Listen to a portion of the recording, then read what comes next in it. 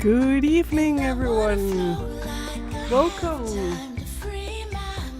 to this Tuesday evening broadcast of me, Monique. Welcome, everyone. Hello, Sputniki, Rita. Welcome.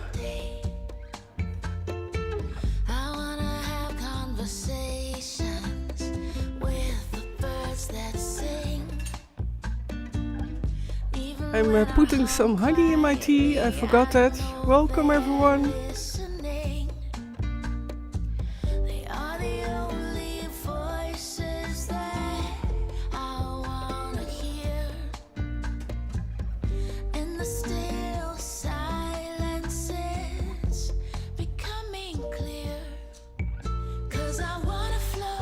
And welcome, everyone, on all the channels I am live on. Welcome.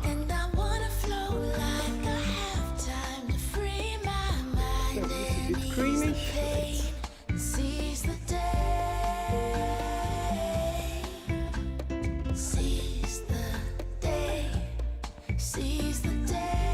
So welcome, and also on Afrika TV. I pronounce it no differently, and also on both my YouTube channels. Welcome, everyone. And my primary YouTube channel is at Or Just Mo, but also my fully English channel. Welcome, everyone. And yeah, I see that I'm live there. Yeah, the title says special guest danadurnford. Well, he will be coming for part 4, but I couldn't change the title, so I apologize for that. So, and on Facebook, of course, welcome, everyone. And I am on Facebook Live on my personal Facebook page, because the other pages cannot go along when I have both my YouTube. So, and with Rumble, it rumbles sometimes together with Rumble. So I don't think I'm live on Rumble as well. I have to do something on Trovo. Welcome, everyone. Also on Afrika TV. Let me know if I say it in the wrong way. Today's stream. Okay, I have to do that always separately on Trovo, that I'm posting it now on my Twitter account. Yes, I am on Twitter as well. I am on many platforms, and I like it better, to spread the energy than all in one vulnerable spot. So I like that too. But yeah, on Trovo I am live too. Also welcome, dear people there. It is English spoken, so for everyone who knows me from the Dutch broadcasts, and you don't like the English spoken, come back to Saturday, then I will do it in Dutch and the same subject. So save category.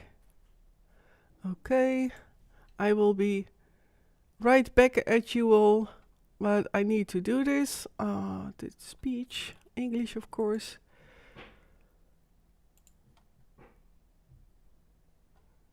Okay, that's done. Hello, Yvonne Groot. Welcome. Okay, I am live now. Send it now. Oh yeah, okay. That's a bit weird about Trovo, but oh, okay. That is running, and I hope that the chat is doing well. Yes, it is. Welcome, everyone. Okay, well, for tonight, it's I'm a bit nervous to do my talk for tonight, and I will be right back at you, but I need to find the chat. Oh boy, those are the nerves, I guess.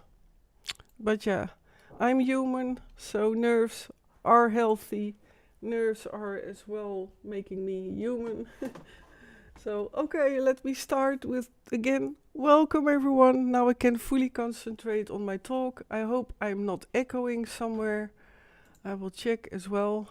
And otherwise, I will always hear that from you, of course. So, for tonight, well, tonight will be, I believe, a more intense one. As well as that it is connected to my deprogramming. Sound is good, Yvonne? Well, that's great. Thank you so much.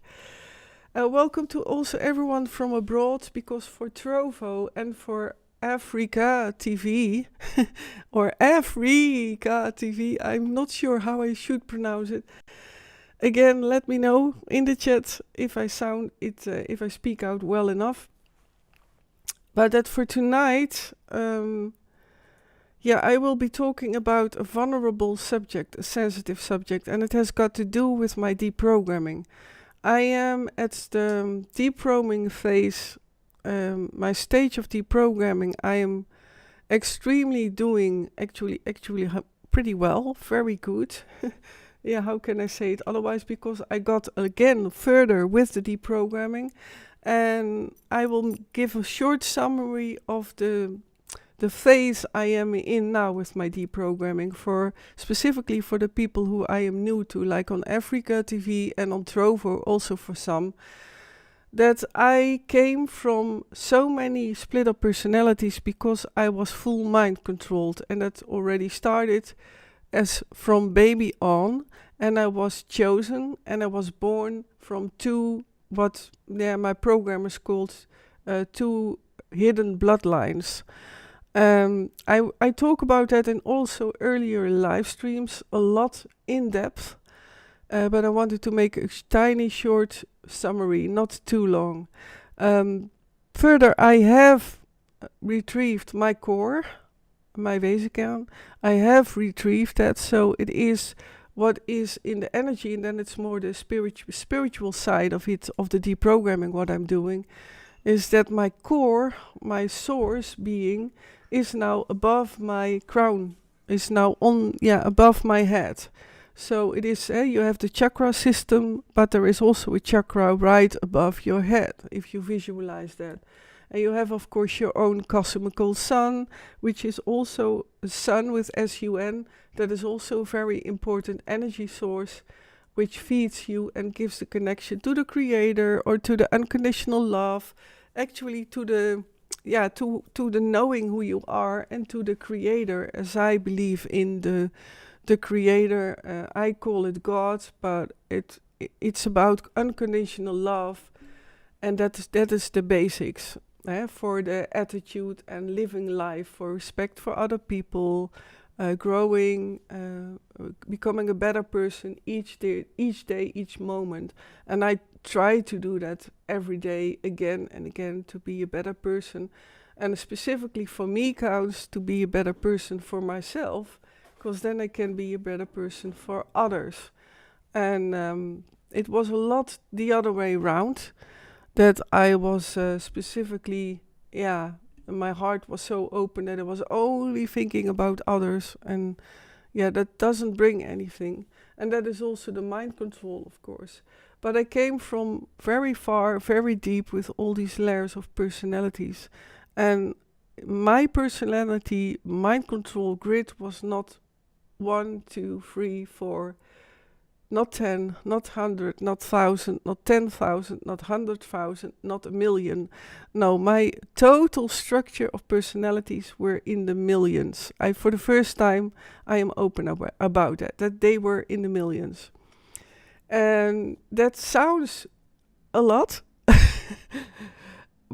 it is a lot. But at the same time, if you count that I'm 50 plus years old, and the programming is done to create personalities, and the majority of these personalities, for example, like the little ones and the toddler personalities, that they, for example, were only used one time in one ritual, for example. Or I was also full mind control, and I was specifically programmed and educated, as the programmers called that so nicely, which wasn't, that they educated me and programmed me to be with. I was a lot with vice presidents, with specifically US presidents, but also in the Netherlands, some, not all, some, and elsewhere. And I was also in Great Britain a lot, and I was connected to certain monarchies, which in a way, I was programmed by a Queen E, which was a famous person in the monarchy somewhere in Great Britain. I have to be a bit vague because I don't want to mention any names. That's very important to me to stay safe, and that I also feel safe to speak out. Well, thank you, Yvonne and Rita, for your feedback. It's much appreciated that the sound is good and no echoes. So thank you so much for being here. Well, for tonight's subject, I chose to go more into the death theme and related subject to which can touch upon satanic ritual and my programming, and also things I came across in a bit of crossing of these two types. So satanic rituals, but also what I endured and witnessed in being a monarch, and specifically also when I was little. And to come back to my own deprogramming, I went last 2 days through so deep, I cannot even express how awful I felt. Yesterday, I think, no, that was in the Saturday evening live stream, and I did it in the Dutch language, and I already told about that I was having a tough day. But yesterday it was only Monday, and today it was really bad. And that has got to do with that I am dealing, or was dealing with 212 personalities who already 2-3 weeks ago came forward. And these little, they were toddlers or even a bit older, 4, 5, 6 years old. And they were all connected to eating disorders. So yes, you hear me well, all 212 were connected to eating disorders, some form of eating disorders. Short summary of that eating disorders, the majority of that was anorexic, staying slim, wanting to be slim, feeling starved. The majority of the eating disorders were about that almost every food and snack or candy was used in the programming, and that was for me the hardest, that every food and candy was polluted in a way that I could not really enjoy it, and that it was then, I skipped then for a while a food rhythm, and then hop, there it goes, the other personality came forward, and then I switched again. And that was, I believe, the hardest thing about the eating disorders. And also the ways I wanted to get rid of food, that was also part of my heaviest, part of also being in the eating disorders. And I already shared that in live streams, but that I also received from certain programmers and handlers a heart medicine, but also diuretics. And diuretics are, as you know, these are pills to help you pee and that you get a flow. And I presumed that helped me also to drain and to get rid of, that my engine innerly would run faster, and that I would, that everything would, that I would get rid of it very easily. And all kinds of other measures of which I am, also still ashamed of to talk about. Maybe one day I will talk about that, but that is, I'm not proud of that either. But you can imagine what kind of eating disorders there are. But I suffered the most from certainly last 2 days that I was integrating these 212, which, by the way, diminished. Yesterday there were only 32 left, and today there were only 28 left of the 212. But these 32 to 28 personalities, and they were all started all very young, from 4, 5, 6 years old. They did grow up, but these 28 were again making me feel today like that I had no way of wanting to live any longer. And that's also what I will explain also later on, that mechanism in me, that I have the feeling I don't want to live any longer and I feel bad. It's like, it feels, maybe it's for other people who go through a certain depression or very heavy trauma dealing emotionally, that they have maybe other symptoms. But for me, it's the majority of feeling so bad. And I feel that then also like my stomach is burning, and that I everything burns through my whole body. And that is really a literal burning, what I feel, a burning sensation. And besides that, it is feeling almost the feeling of it to me it gets it gets most close to the thought of there is no contents in life any longer. I have no goal. While from within I know, so my knowing knows that I want to live. And that is very important with me. That's always the case, that was always the case, that I will never give up. But the feeling is to give up. And then at the background as ego, let's call the ego me, I am aware of that, I feel like that, but I cannot get out of it. It's like I'm imprisoned in my own mind, if that is maybe better explained. But I'm not really imprisoned, and that is what they also sometimes call like false ego. And this is why ego is sometimes being mentioned as that it can also, in the tarot, for example, it's also sometimes the devil. And I understand that because as ego, you have the choice to choose for things. There is always, if of course the mind has a consciousness to choose, you make your own choices, what fits you. And there is never a wrong choice. Besides that, you have, of course, choosing for good or evil. But that is something. That is something else, of course. So I was today so struggling with that, and then thanks to a walk together with my dear friend here, and of course the one who who's always there is there. That is just a contract for forever.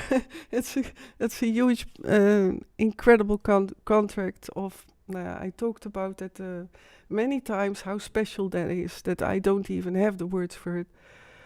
And thanks to her, I got out of it, and then I saw that these 28. What do I do then when I go through such an ordeal? Is when I cannot really get out myself and only feeling bad today. I did so many things today. I worked in the garden a bit, try to put a bit the little plants and to check on them. Well, then that is only for a bit, and then I go inside. So what happens then when I feel bad is that I then know that it's better not to stay and sit in a chair all day. So I moved then. So I moved then upstairs, but it's very restless. So I was glad I was the majority of the day alone as well, because it's not easy to live with someone who's deprogramming. I mean, everybody who lives together with family or with their own family, everyone has their own things, of course, and have their own, everyone has something, what we call in the Netherlands is you all have a rucksack with you all have a luggage to carry some heavy burden in a family or a constellation together. So that is totally not abnormal, but with a former MKUltra that is extreme. I can tell you that it's not easy to live with someone who's deprogramming, because these let's say that heavy feeling of what I went through today, that is I cannot explain it, how important it then is that someone is understanding what I feel. But in a way, of course, that person can never feel what I feel, but understanding and the unconditional love to guide it, that's of course true love, and that is so worthful to me and so precious. So the 28, what I do then is that I then, during a walk, that then we ask then, and I ask from within, who is the inner leader of these 28. Now, and then of the leader of this 28, appeared to be, well, between 16, 17 years old. And then she walks next to my dear friend, and I am all the time present with my ego and with my awareness. And then she starts asking questions. And then finally, what happened was that she carried this depressed feeling, and it was because there is a lot going on in the world that it's surfacing about what I experienced in my life and what I talk already from 2001. I am already expressing about sexual abuse with groups and sexual abuse by the high up-leveled people and the so-called elite. I did recall from 2000 only the Dutch and then German and Belgium live, and it was not exactly then immediately the deep state live, but it was the sexual abuse with groups. And I already had heavy flashbacks, and I knew that there was already trafficking and heavy things going on I know now that it was part of the programming, but I experienced so much of what is now coming to the surface, and I did not imagine that it so could trigger me. Like has now a movie come out, and I did not check it yet because it will trigger me again. But it all comes together because coming back to these 28, which were 212 personalities. Yeah, I was dealing and managing and integrating 212. And then I'm not even talking about the personality who was in the library and some other teenage parts of my front life. In my front life, I was always called Monique. And I had an American Monique and a Dutch Monique. So can it be more complex? So then you have an idea of that it was approximately guiding, I think it was approximately 216 to 218 personalities in last few weeks. So that's a lot. But I'm pretty experienced, so, I laugh at that. But that's for the people who I'm new to. I'm used to also do something light in between, but that is to cope with this subject. Because this subject, again, I will also talk about later on, about what I endured. And that has got to do with what I'm now guiding, because these 28 who all carried as well these eating disorders, they were triggered by what is now also coming to the surface in the world and is being shown more. And of course we know from a certain son of an American president that there is a certain laptop, and there's a lot now surfacing. If you really search for movies and videos and pictures, you can see the proof that it is happening and also been done by the elite. And not only by, for example, only the Catholic Church. No, it's everywhere seeded in society and worldwide, have become worldwide, sadly enough. And I know because I was active worldwide and I saw so many people from the elite in these giant rituals, of which I talked about already in earlier live streams. If you want to see more about that, I have on Twitch and on YouTube playlists with all my English spoken, but also in Dutch. And then you can type in with a keyword, for example, satanic ritual or black widow, and then you get these heavy rituals as well. So to come back to these 28, what the beautiful thing was when I was walking with my dear friend here and saw that there was a leader who wanted to change and expressed that she had a feeling that we would never come out of the eating disorders. And I knew that already. I knew from specifically in 2006 that I already got the information as well from the support from that beautiful man, American man, as well the memories, what I dug up also in the Dutch life and what I dug up meanwhile, I knew that, now I lost my train of thought. Well, that happens too with me sometimes, that I lose my train of thought. Yeah, Yvonne, thank you so much. Thank you so much for your support. I was a bit nervous for tonight, and after this session I got a lot I feel a lot better. But that's what I wanted to say. That in 2006, that I already, from my support and from my information from within, already heard and could feel that the eating disorders would become dangerous to me. In 2006, I would never have imagined that I would not create, but that I would get involved and in an intensity of eating disorders. Also, while I was deprogramming here in my residence, in the house here where I am, and that started specifically from 2011. That my eating disorders were getting so well. If I tell you what happened all in this house in the eating disorders, I can write a book series of 12 books of 2,000 pages, and I'm not kidding. So I will spare you the details. But that I then already heard these eating disorders are dangerous, and I did not know that it would end up in that I would come across it again this year, specifically also by finding love, and I had already and have already a love of my life from the American side, a real man. He does exist, by the way. Another man also does exist. The only thing what I can say is that the love, both of them, that I will love them forever for that, for what they reached out to me and helped me save the inner love and my self-love, and that gave a depth, specifically the second man. The second man. I keep it a bit vague for the privacy, but I honor them because in their being they're still with me, and I feel them in the spirit, and I will always be grateful for that, and I feel them, and they support me in such a way still to help me deprogram. They are here, and that is so precious, because not everyone can see that, energetic field, like clairvoyancy.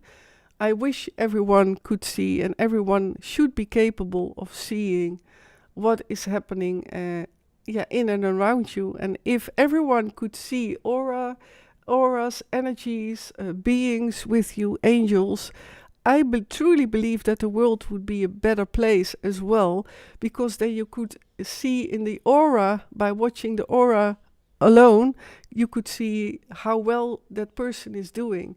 And not to check on that person, but I believe that it helps to create a better world, because you see then the state of that person, if that person needs help. But that counts the same for what I almost preached every week or twice a week, that every being, that as humanity we should be free. All should be free and live as humanity together with respect for every religion, if that religion is righteous and honest and beautiful as they are, because I truly feel that I watched a lot of religions from a close, that they are beautiful, and all kinds of cultures. They should stay the way they are, beautiful and original, and that makes us unique, because if anything or everything around the world stays uniform, then where's the diversity? Then it's just, plain. Where is then the creativity? Where is then the growth? So I truly believe and feel we should live together in diversity, but all in freedom, a roof over our heads, in safety. The children should all be safe. Food, that's what I feel. And of course the love, harmonious as possible families, without hunger, without wars. We should not war. We should not do any war, but speak out that we say no to evil. And I'm already spreading that, and I will continue that until my last breath in this life. I will stand for that. This is my mission. This is my vision. This is and was always my dream. As 6-year-old girl, I still remember that my abusers in the Dutch life tried to beat me, and that my love for myself, because I spread some light, and that then the people around me, the abusers, told me, shut up, you should not spread your light. And then I felt like I will even spread more love to them, that I love them, and that evil. It's so easy to step into the light and into love, and that there is no power needed, because that you can just you are love. When you step in it, you are in love. And it's not that easy that then all the shadow sides are being transformed. But I tried my abusers to tell them I love them, even when they beat me. What happened was that they raped me even more, and they beat me even more. And I still remember, and this is part of what I will do tonight, more graphic in detail, that the Dutch mom had to peel out from my behind all kinds of remains of what they put there inside by being raped, because I wanted to show them this is love, and I know you can just step in the love. And that was extremely painful. And the front mother, she did not remember anything. She did not later also not recall what she had to do. So I believe she was also split up and very confused. And this is why I also don't hate her. It's not even, for me, it was never about forgiving. And that's truly my truth. I was never angry at them. And I still am not. I send them love, and I hope they will heal wherever they are, because I have no contact with them since early 2000. None of them. So I quit all the ties to them, all the connections to my family. And that's very painful. That was a painful process, but so this is the consequences of wanting to spread light. And that is also why I choose to talk more about in details, because what I dug up now with these 28, and that the leader from inside suddenly said, yes, I will help you, me as ego, as Monique, and I will, and then she jumped with all the others, all the 27, she jumped into a certain, it's a life water ocean. Then you have to go a bit with me in the fantasy world, but not a real fantasy world, but it is an energetic field, you know, what I also see, and that helps me deprogramming, because what I do then is that I as well see in the energy where these personalities are, and that is my strength. I believe that I can see what happens then as well spiritually. So then I created a beautiful ocean, and by the way, besides that ocean that is very close to my core, which I truly can see with my inner eye, and that's the beauty of being clairvoyant, and that I opened that up even more lately again. And that this beautiful ocean is symbolizing my life water. But next to these oceans are also both the beloved men, which I will love forever. You know, they're dear to my heart. And on being level, they will always be my man, you know.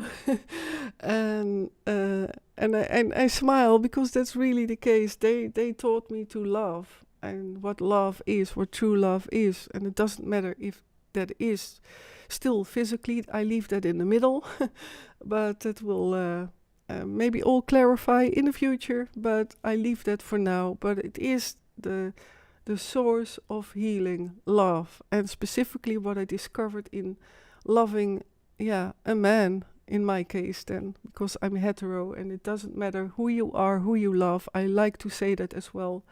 That doesn't matter, but it is about love, which is so important.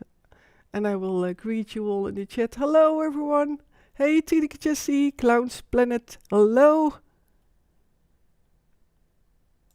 And I saw someone come by. You were eating, Clowns Planet? Yeah.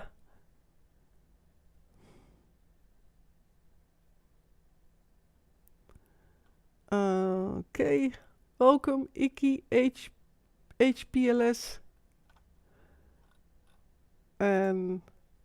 All right, so, and everyone on Afrika TV as well, and on my second YouTube channel, and on Facebook, welcome everyone, and on Trovo, of course. as well. A big warm welcome. So to finish my story about the deprogramming, so that I came from 212 little personalities, 4, 5, 6 years old.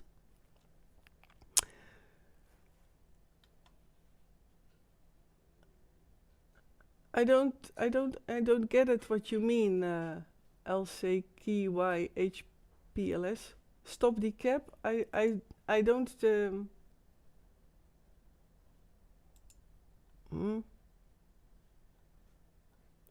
I don't get it. What do you mean with je bent op cap? I don't know what you mean. So if you can explain that, I have no idea what you mean.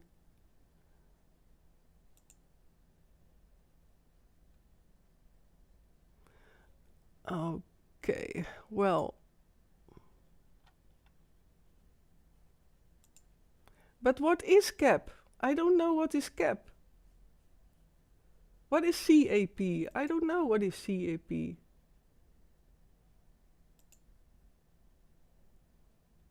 So I don't get it. So, and if you repeat that, then I will delete these comments, okay?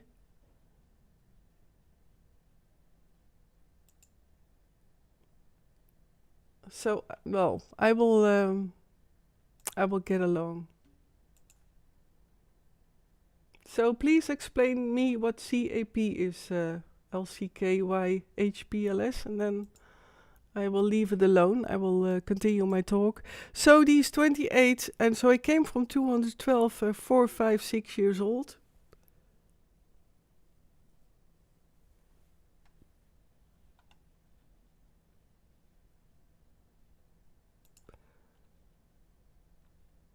Okay.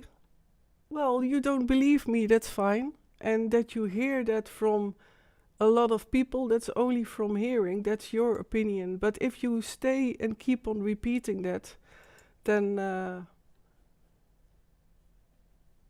so a warning now, okay?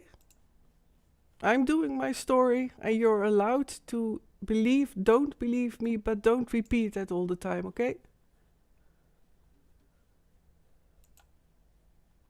I don't need any proof. But I'm not going into you any longer. So, last warning. Okay, so these 212. I came from these 212, 4, 5, 6 years old, and now they are all integrated in and swimming in my ocean of life water. Yeah, and I felt that when I came back with my dear friend here, that was so, yeah, that was, I felt lighter and better. And as well, that I felt better prepared to do my story for tonight. And not my story, but my truth, which is the truth. And as I said, I don't need the truth. I don't need the proof, I mean. So, okay.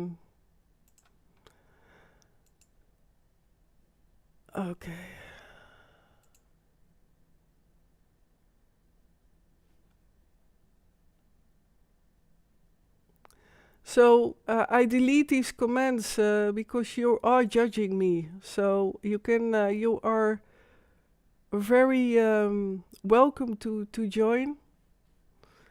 But I noticed that I lose my story thread. So okay. So now that's the good news. But as I said, these 212 coming from 212. What is underneath eating disorders? Underneath eating disorders, there is always something of a past which was hurt, like a hurt trauma, like physical trauma or sexual abuse. That's almost always the case. Don't say always because that's unique for every person, but for me it is the case, and that it was going parallel with, as you all might know, there has been, of the 4th of July, has been released a movie, and this movie I cannot watch for certain reasons, and that in that movie is then being told about, I guess, trafficking. I did not even look up a summary. I wanted to prepare for this live stream And I did not do that because I got already triggered from a certain video of someone. And then I felt suddenly like, wow, this was my past. And I talked about my past already here and with some friends who already knew me. And they did hear already about certain, that they heard certain details. And then one of these details were then some examples of heavy sexual abuse and heavy traumas I had to undergo. And that was then only, for example, one trauma. An example is that a dear friend, and she is in my heart, I will love her forever, but we have no contact any longer. But for example, I told her once because I was crying and I was dealing with new traumatic relivings. And that was because I also witnessed not one time but several times people being hung, and that I only expressed then only of one example, and that was too much for that friend. And then she said, "Yeah, I it's not that I don't believe you, but it's too." And then there was a distance, and that's not the only time that I came across that, but a lot of times. So I stopped sharing what I experienced in details. Well, why do I say that? Now, lately, there is more proof coming forward. I say specifically proof because you can look up these videos and photos of the abuse, and there are more hidden videos coming forward, even from some ritualistic and also in some with students, the rape and so on, and rituals, Freemasonry rituals as well. But to come back to the here and now, there was someone who posted a video, and there I saw graphic content. And that graphic content was about a graphic warning for people. So please be aware that I forgot to mention that for tonight, that I will speak out more about details of what I had to endure. And it feels good, but I'm also nervous about it. So, Yvonne, I have seen the movie They Let Not See Any Terrible Things. Oh, well, yeah, I don't know if that's good or not. So it's a bit mixed, and I will talk about that also. But this graphic content of that you see then dead people, and that then a woman is then chopping some meat off. And this is graphic warning, I will count for 4, 2, 1, 4, 3, 2, 1, that I had to, not only once, but on and on and on and on and on, to witness things like that. So that people were skinned. And I saw all versions of that. I saw versions of it in meat factories. This is the way, by the way, why many MKUltras or monarchs who had to endure that, because it's a basic trauma for MKUltra, by the way. And that many of them cannot become vegetarian because of that. And I feel that it was also part of my eating disorders, because in my front life, I still ate a lot of chicken meat. And then later on, I became a vegetarian from when I was going to, actually it started when I went to conservatory. There I really was starting to become vegetarian. And the same counts for sugar, that I was always very mixed about sugar, that I recall times in the front life that I did not take any sugar. Sugar was poison. But in later years of deprogramming and until this very recent time, I am dealing with still having cravings for sugar, or that a certain personality, like the military part in me, that she had craving for certain sweetness and certain sauces and so on. Well, it's a lot to deal with, and I feel that too. And now I mentioned this graphic detail, and I hope that it is for you all a bit also, I say that, digestible. Please let me know if I am too graphic. I'm always, so careful in not wanting to show and tell too many details. And sometimes, and today was a decision. Well, I felt so bad today, and again to come back to this video, what was sent by that person, it was not about the person itself, but I was shocked by that I was always so careful in not mentioning the graphic details to these people, and then one of these people then themselves throw it in, and I came across that, and that was so painful for me, because I cannot do the story for these people, because I was always afraid, first of all, they don't believe me. I always felt that. And now suddenly there is that graphic video being thrown in. And then I think like, okay, I talk about this already from 2001 and publicly from last 2 years. And by the way, the persons in my small circle, when I was still having friends and some people I met, they knew some of the details, what I just mentioned. I also recall that I went to visit for one of the conductors. I was heavily into music, and I was a conductor myself. I was a pianist. And then I started to get a burnout from 2000. And then I had to stay home, and I couldn't work any longer. And my heart broke almost from having to quit my choirs and the dear people, because I, for example, had an elderly choir, and I love these people, I love all kinds of people from all ages, but I started with a couple of, at the most 16 people, and I took over the conductor stick, how you say that, measure, how you say that, to conduct. There is a certain baton, maybe the baton, and that man then said, "You take over," and people wanted that, and I managed to make that choir grow to 64 choir members, and that's not a joke. It is really the case, and sadly enough, all the pictures are gone. They're thrown away, burned in a large barrel. When I was in a mixture of old systems, personality systems, and at the same time I was, of course, doing it for the process. Like, had a ritualistic burning of things has also a good side. And Yvonne, you know that I know, that I know. I feel that, Yvonne, Sputniki, you are so sweet.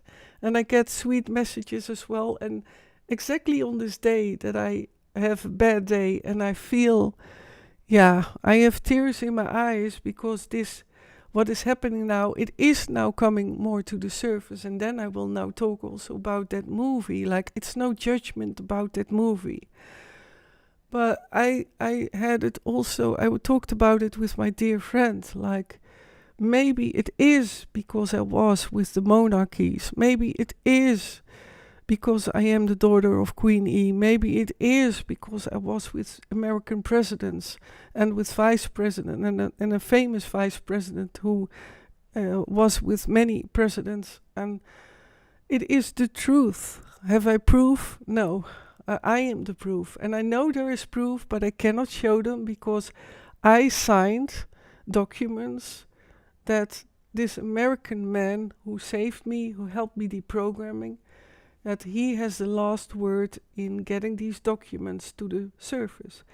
But I do trust in my godly mission, that will happen, that people around the world will say no, because it's so needed. And I really have tears in my eyes, because, this is truly my truth. And from that person who then says, like, you have no proof, that is what I hear all the time, or I feel it, or it is behind my back being told.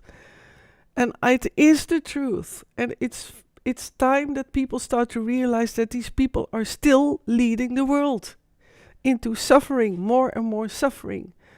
And this is why I do my story, despite of not being believed. And I'm not saying by you, because you believe me, who are the majority. Yeah, I'm sorry, but I get a bit emotional. And sometimes I also think like, okay, I go twice a week live streaming. I see other YouTubers who also come forward as MKUltra.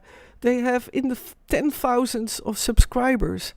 So I don't get it. And maybe it's me. Maybe I was too, I don't know. Maybe I look too average. But I am like that. You can ask here. You can ask people who know me. I am also not just, but I am a woman who lives my life. And I'm proud of that. And I will never leave that. I'm proud of the way I am. I'm proud of the way I walk to life. And I do this deprogramming. But it hurts so deeply when people say or don't believe you. And that is why I stopped mentioning even these graphic details. Even in the live streams, I am scared of speaking out of what I talked about, these graphic details, because, for example, that skinning of people, that was for me in the deep state daily life. Seeing people hung was for me daily life. And I know that sounds bizarre and too horrific. Then to come back to this movie, what has now recently come out, I know that if it's the same movie, because I did not even look it up, I know there has been released an official movie from a certain person who was an actor and expressed his story. And that is great that it comes out, but it is also connected to a certain movie in which he also played a part, and that movie was, as many of you know, also a bit cursed, and of which I was talking about, The Passion. And this movie was so demonized, and I knew people in that movie who, I will not say many more things, but that is so confusing to me, that these people, I knew them from that world, and I don't trust it, and that is also a part of coming from that programmed world while that person made that movie. Okay, so he could make that movie. Okay, but where are the other victims and survivors who wanted to make a movie? Why did they not get a voice? Why did that not happen? Why did they not get up in Hollywood? Because Hollywood is owned by China. There is, you have also in Hollywood, you have that street with the stars. Hollywood I forgot even the name, but that's my passion for freedom and to talk openly about what I all experienced. Hollywood is being owned by China. China has a great and incredible co-op with the USA. I say that already for so long. They work together. It's a theater. So maybe you understand now that I'm, at the same time, it's great that this gets out, but I was also very sad because I realized, like, how are people like me being believed? Because nobody knows me. Well, the people who know me will not come forward and say, hey, we know that woman. And the people who do know me, who guided me into freedom, I will always keep that private. I will never release their names. So I am stuck in the middle, And that makes me sad, because it is time that we stand up as people, that we make one voice in all our differences, in the beautiful countries, in the beautiful cultures. I mean, that also is my passion, that culture should not go away. Or, for example, what I see, that cultures are being relived or revived, but then in the name of a certain communistic party, and then they change that religion, they change the culture, and it shows, wow, what a beautiful culture, but it's not the real, pure culture of the people. The people are still being enslaved, and we're all driven into uniformity. And I'm very emotional, but it is because I came from this very tough days, and I try to just say to myself, okay, Monique, just continue with live streaming. I know God is with me, the creator, whoever you want to name it. It's the unconditional love or the source or Buddha. I mean, they were all preaching freedom and inner peace and embrace first your inner shadows. My hero is also Jesus. Why? Because Jesus preached for that the inner child would heal. And I know that you have to heal first your inner child, and then you can reach out to your other children, and then you can save other children. But I believe we are really still in the danger zone as humanity at this moment. I truly believe it's past 12 o'clock, but it doesn't mean that I don't believe in that it will change, because it will change. But at the same time, I feel this needs to change, and we can do that with saying no to evil. And this is why I keep on doing this. And this is the reason why, specifically after today and then this movie, and it hit me so deep, like that someone who never believed me or believes me suddenly throws in proof of these skinned people. And then I think, and I was there all these years, you know me. Where are you? You know, and that is why I do my story. En weg met de waanzin. You're completely out of your mind. Yeah, exactly. Why? This is what I mean. Why am I out of my mind? I should say what I experienced. This is me. I was abused. I had to skin people. I had to, you know, this is what I mean. Just be open to what I say. Just open your heart and feel. I am true. I am real. And I will never stop saying my truth. Never, ever. Until this world changes and starts to realize that these people who lead the world are putting us into a road of incredible, immense enslavement. It should stop. And I now react. Yeah, I am now reacting in fury. I'm sorry. Hello, Nobby. Are you the Nobby from England? This is what I bump into already for years. And it needs to stop. That's the only thing what I say. Investigate. Feel with your heart.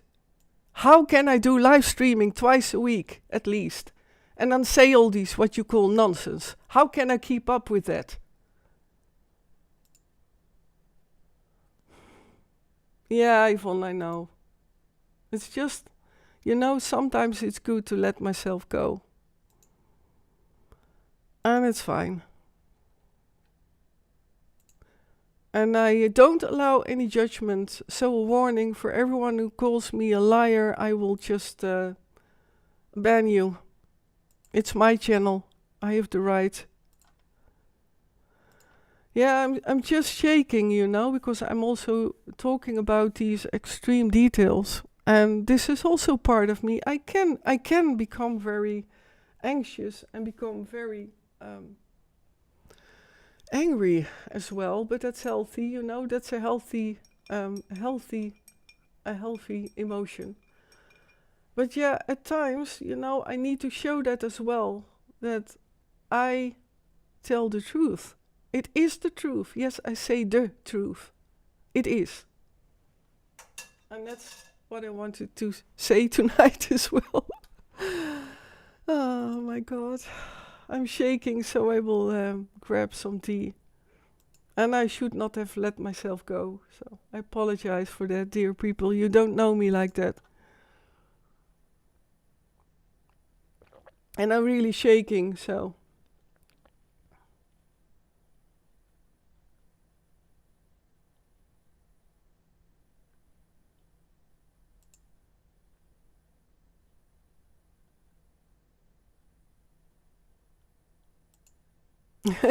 Sputniki, it's good to go out of your plate. I keep repeating stuff, all right? You too. And yeah.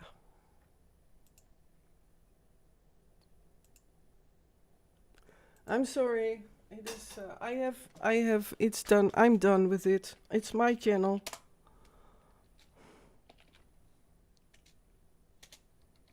I'm sorry. I think I will quit this live stream. I'm just too emotional. I'm sorry. This should stop.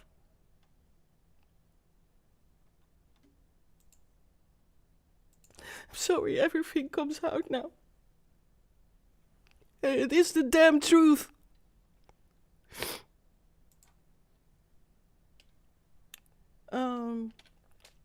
I'm sorry.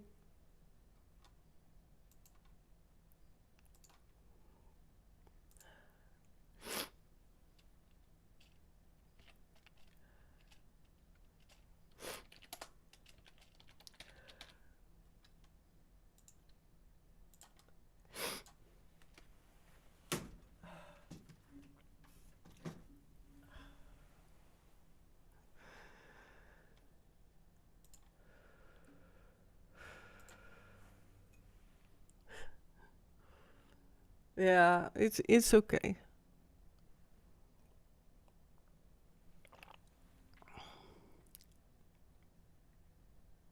Delvertje. Yeah.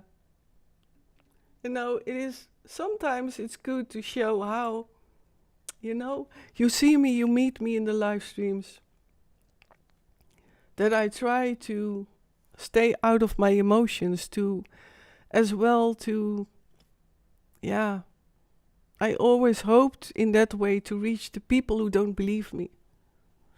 And not to convince them, but to open their mind and open their hearts of that this could be real, what I experienced. And not only me, but still many children who disappear still.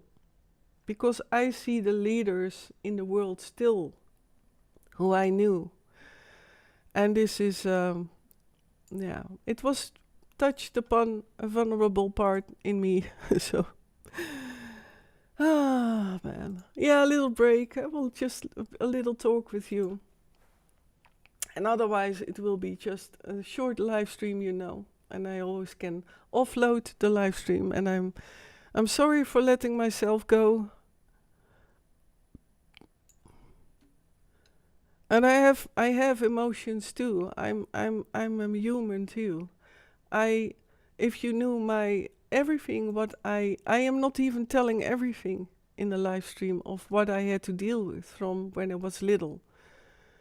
If I would tell every detail of what I experienced in the past, specifically in the programming, then I would have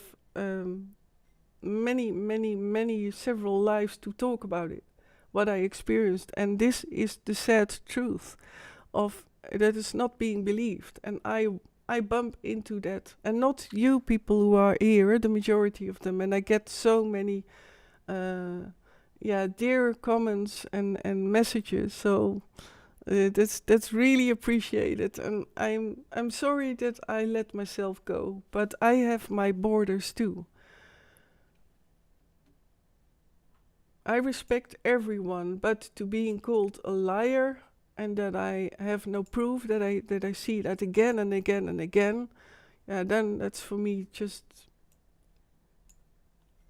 dream on, I would say. Dream on.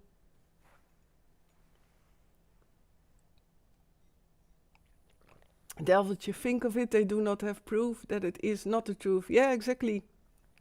And another answer could be, okay, did you stay in the house, in your residence for 20 plus years, 23 years it is now, by now? Did you stay in the house, in the residence every day, to work on inner process and to face with relivings, face with the past and not being believed and losing every friend almost? Even have to say goodbye to my beloved man? If you can say you did that, then we can shake hands. But I'm Irish. I'm sorry. I should not have gone live. Oh God. Then I still feel vulnerable, and of course, then some people, yeah, I know that it's my weakness then, so. But I need my tea, and music is very good for us, yeah.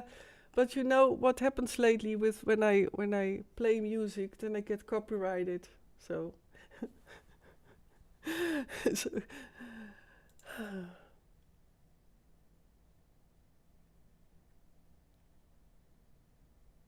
Tineke says most people don't want to see this or have no empathy for it. Yeah, it's more about I wish that people would feel again.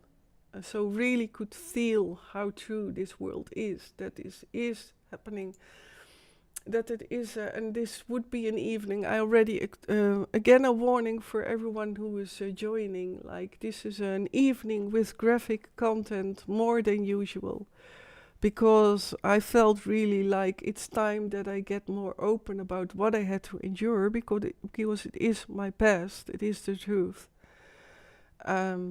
So then you're warned that, and maybe I will make it also a shorter live stream.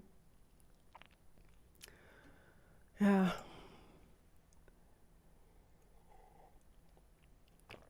Oh, Tineke Jessie, no, you should not cry, but I'm still trembling. I really am trembling all over, but yeah. And I know I was and am being ridiculized behind my back. I did not check these websites. I'm not a fool. I don't check them. I don't feed any energy to the negative energy. So I never ever visited them. Never ever watched them.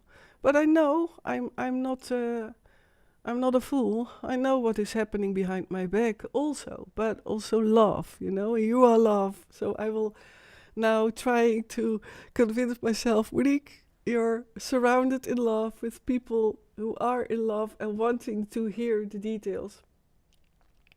So,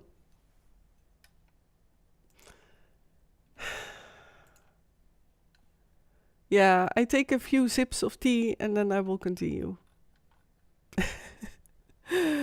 Well, now you see me as well, so I can get angry. I have emotions. I'm not only the laughing, smiling Monique. No, I have that side too. And my mission is, again, this is a dream, it's just my vision, that will happen, this worldwide walkout of the people who say no to evil. And I could be wrong, it's just a dream, and that is what I will keep on voicing.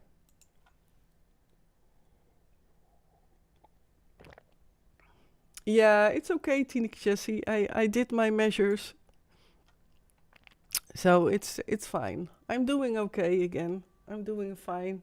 And that's being human too. But I really felt like I'm going to quit. I'm going to quit this live stream. What is the purpose? And that's all because of seeing a fragment of a video of people being skinned. Oh, yeah. It is. I know. Why do I repeat this? Yeah, now I do repeat this. I also do the repetition specifically because many people cannot listen to it, cannot hear it, but that was always my basic fundament of talking about it without becoming too emotional. That that it would, by repeating and in a yeah, I would say normal way, not being over uh, anxious or over angry, over exaggerated, that then people would listen, or at least would listen. That's the only thing actually what I ask, to just listen and have no opinion or judgment. But yeah, I said enough about that.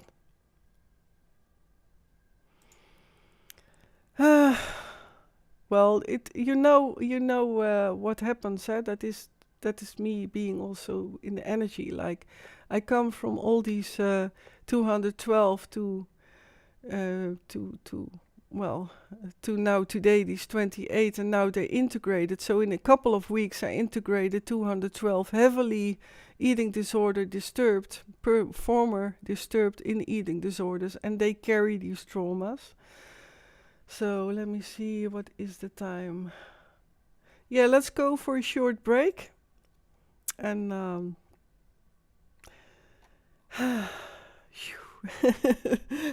I'm back to earth again, down to earth again.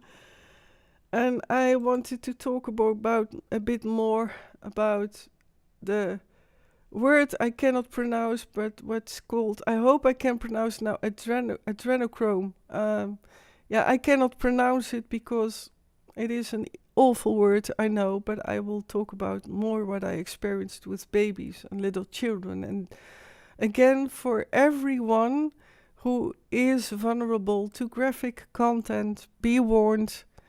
And also, if you rewatch this, I will also put a warning in the description. I already said it on forehand. It is a heavy subject tonight with more graphic details, so be warned. But let's do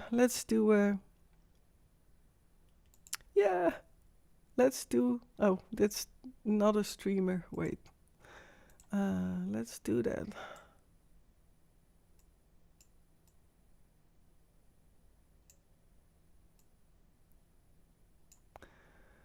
All right.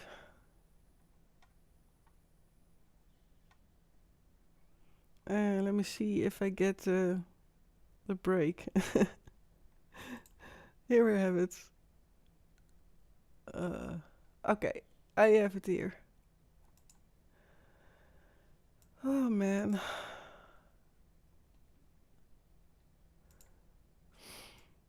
It is really a bizarre evening, dear people, so I apologize for my mood.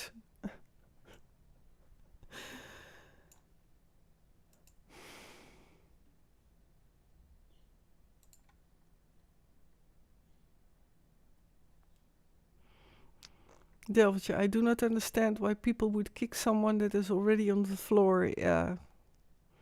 Well, in the energy it works like that. When you're vulnerable, then it attracts. So I am then a victim. So not that I became angry, but sometimes emotions do overcome me as person. But that makes me human, I guess. I still feel a bit ashamed that I was so furious. But yeah, Delvertje, thank you so much for all the beautiful hearts. And for everyone on YouTube, hello, dear friends, how are you all doing? Are you new here? I will also go, meanwhile, in the break. I don't dare to really play music because I get every time notification that it's in that and that area is being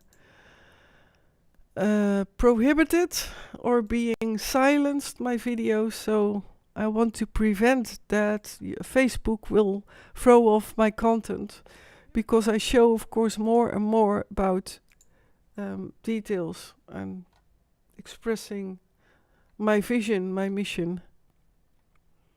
So hello there on my Monique Wallace 2, the fully English one is watching now. Well, that's only me, I guess. And it is weird that I get the title of danadurnford, so that is not accurate. Oh, that is a pity. But yeah, I don't think I can change it now. Well, it is the way it is.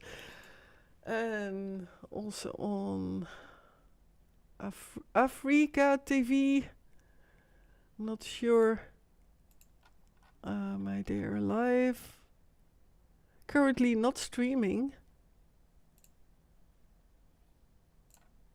I'm not streaming there now. So I will continue in 5 minutes. Delvertje, we say no to evil. Yeah.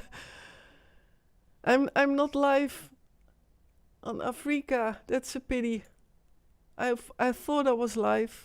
So not everything is now running the way I want to run. But yeah, I'm checking now if I'm live there, but I'm not. Mm, well,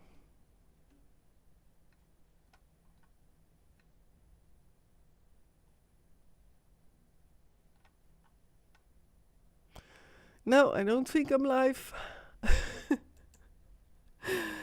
Oh gosh. Yeah, I take a cup of fresh tea and I will continue. Mm.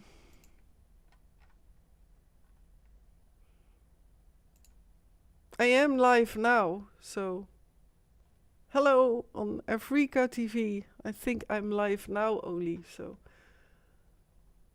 yeah, I am. Welcome there. Finally. Well, they didn't see my rants, so maybe better. I will play one song. Um,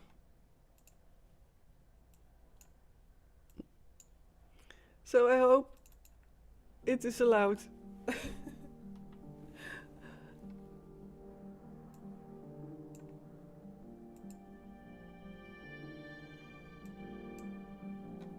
I'll be back.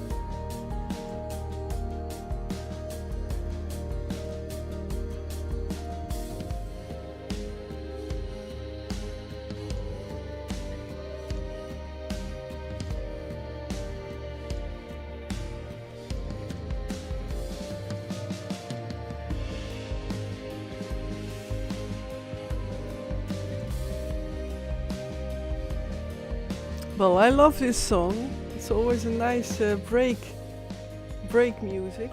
So, dear people, stay tuned. I will continue talking more about details. So.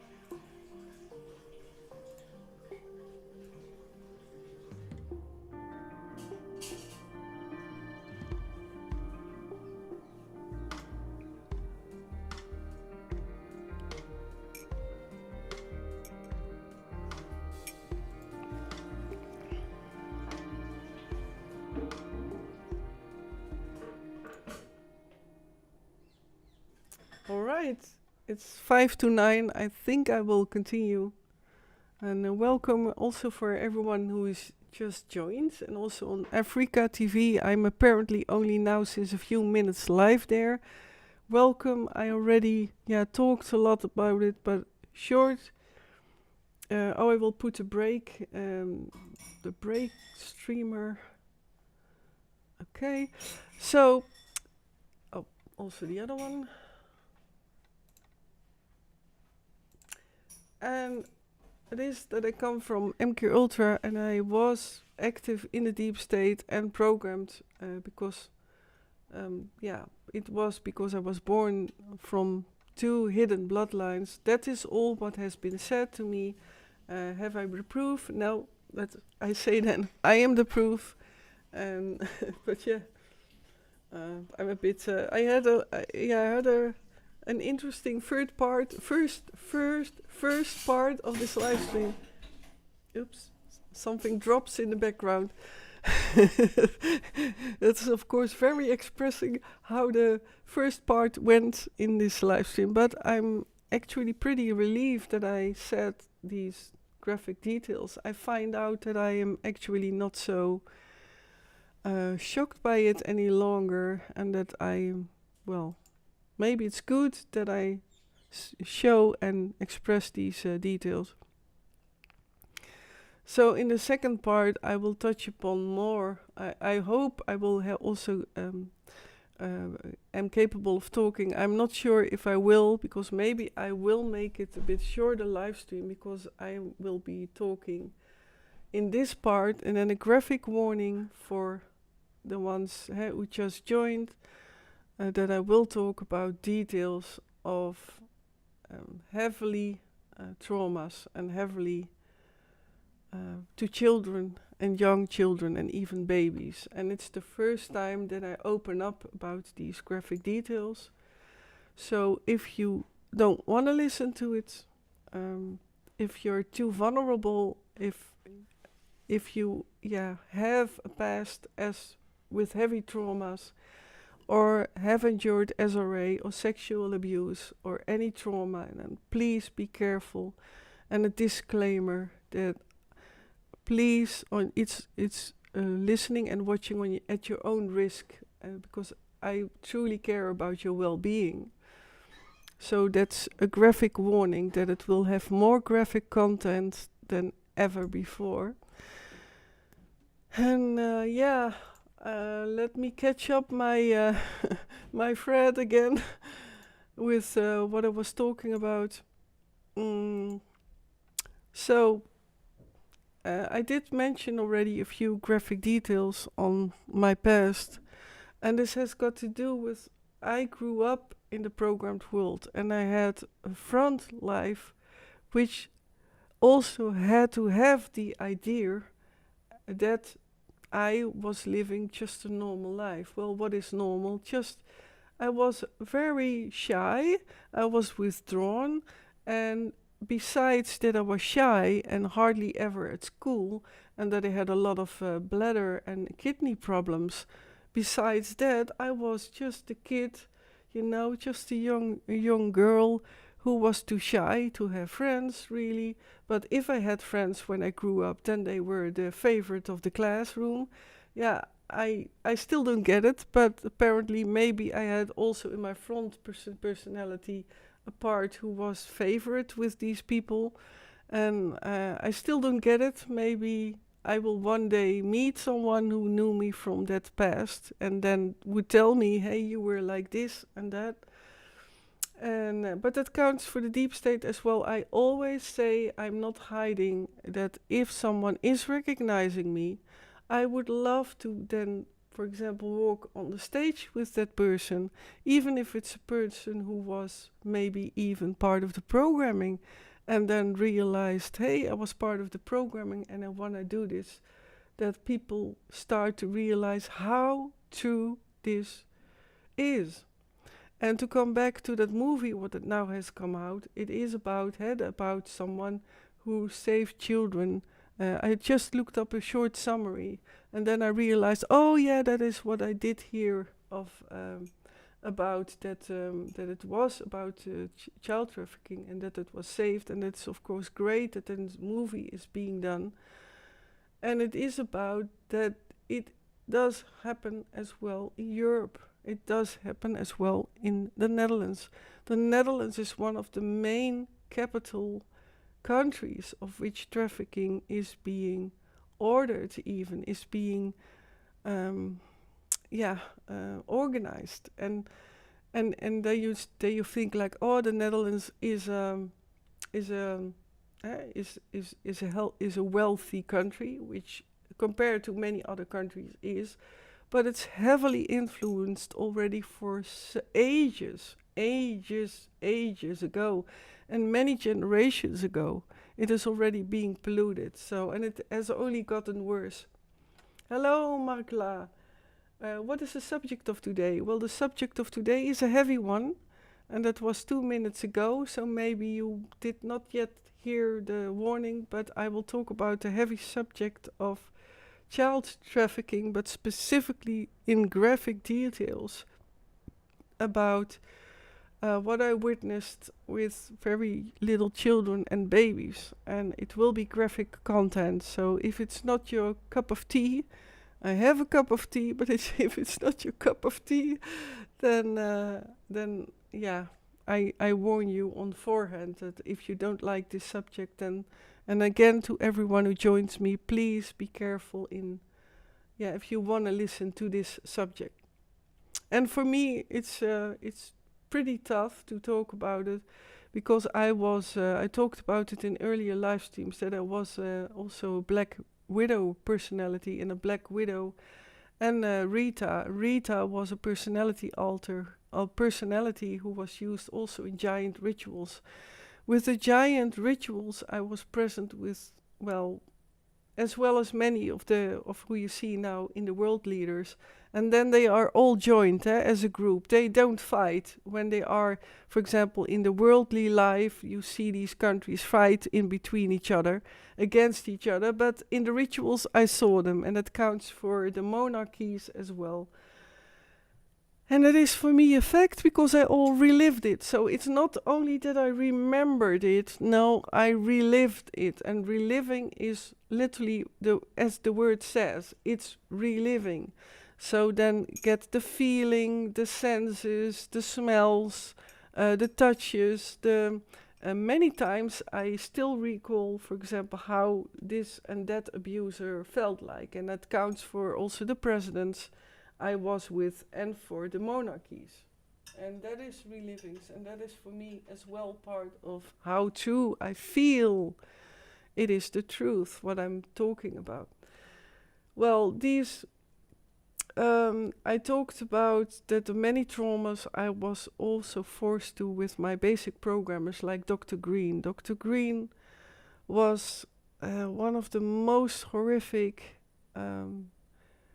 without any conscience, that he was capable of watching me doing, seeing things and doing stuff to other. Yeah, I was forced to do also other things to little children. But what I had to witness, because I was forced to witness these horrific traumas.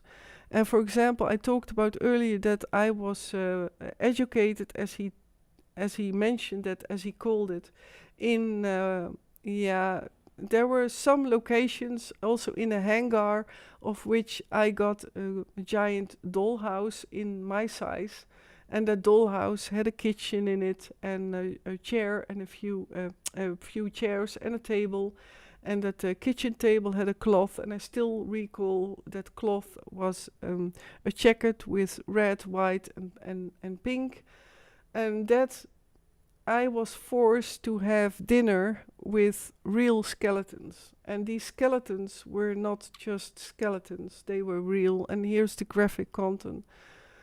Some of them still were rotting corpses. And the majority of times, even with the meat on it still. Dr. Green had some variations of that he had a variation of, for example, leaving the eyeballs in, or that he had a sarcastic joke of then popping out one eye.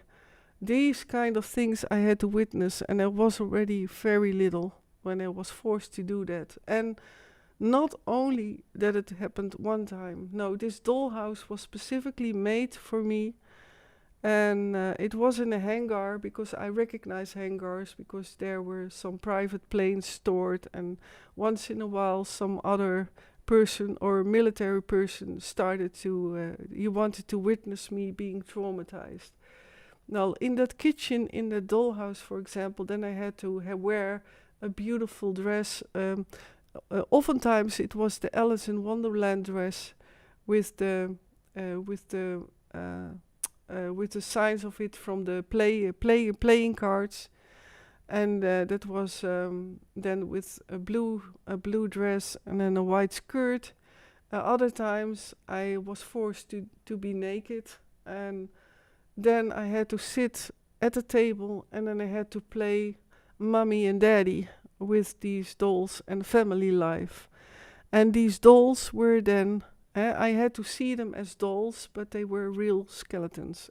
And I repeated, they were real skeletons. Did I imagine that?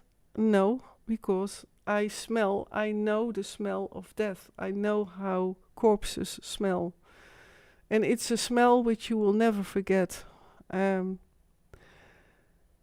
just know, my body knows that it is true.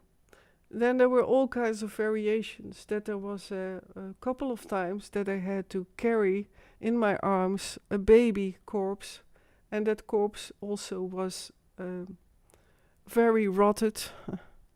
And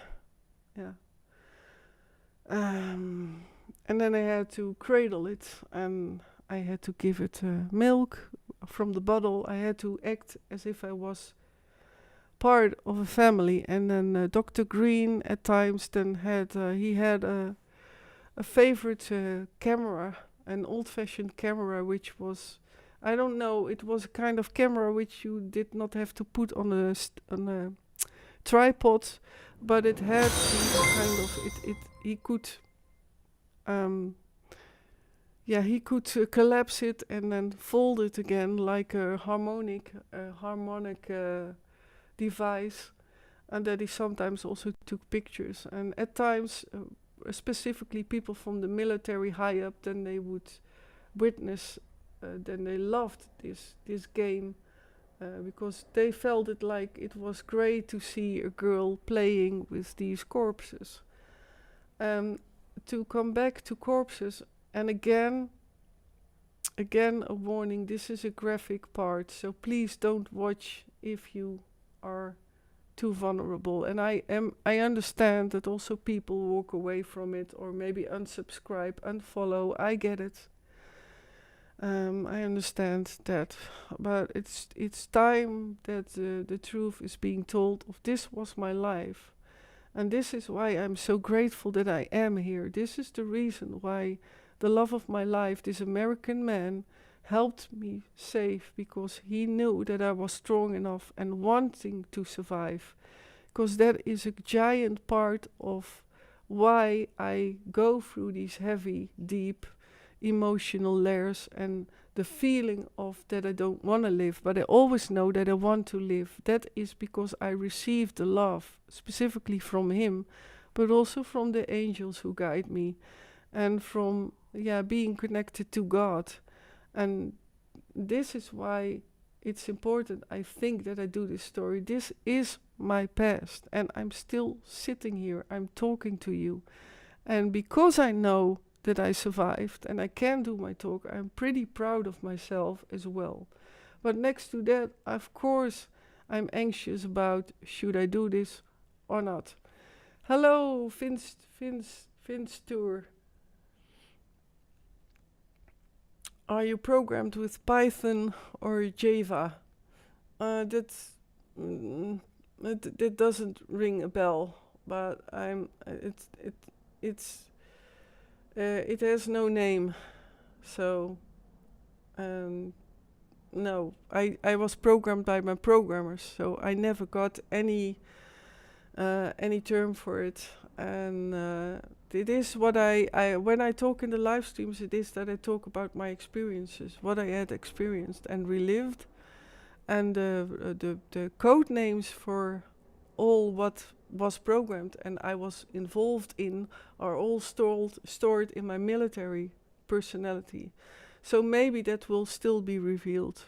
And so that's the only answer. And I am sincere. Every live stream I am sincere. And this is why I can do a live stream. And I said earlier, how could I otherwise do a live stream at least twice a week and talk about this subject all over and over again if I would not have experienced this myself?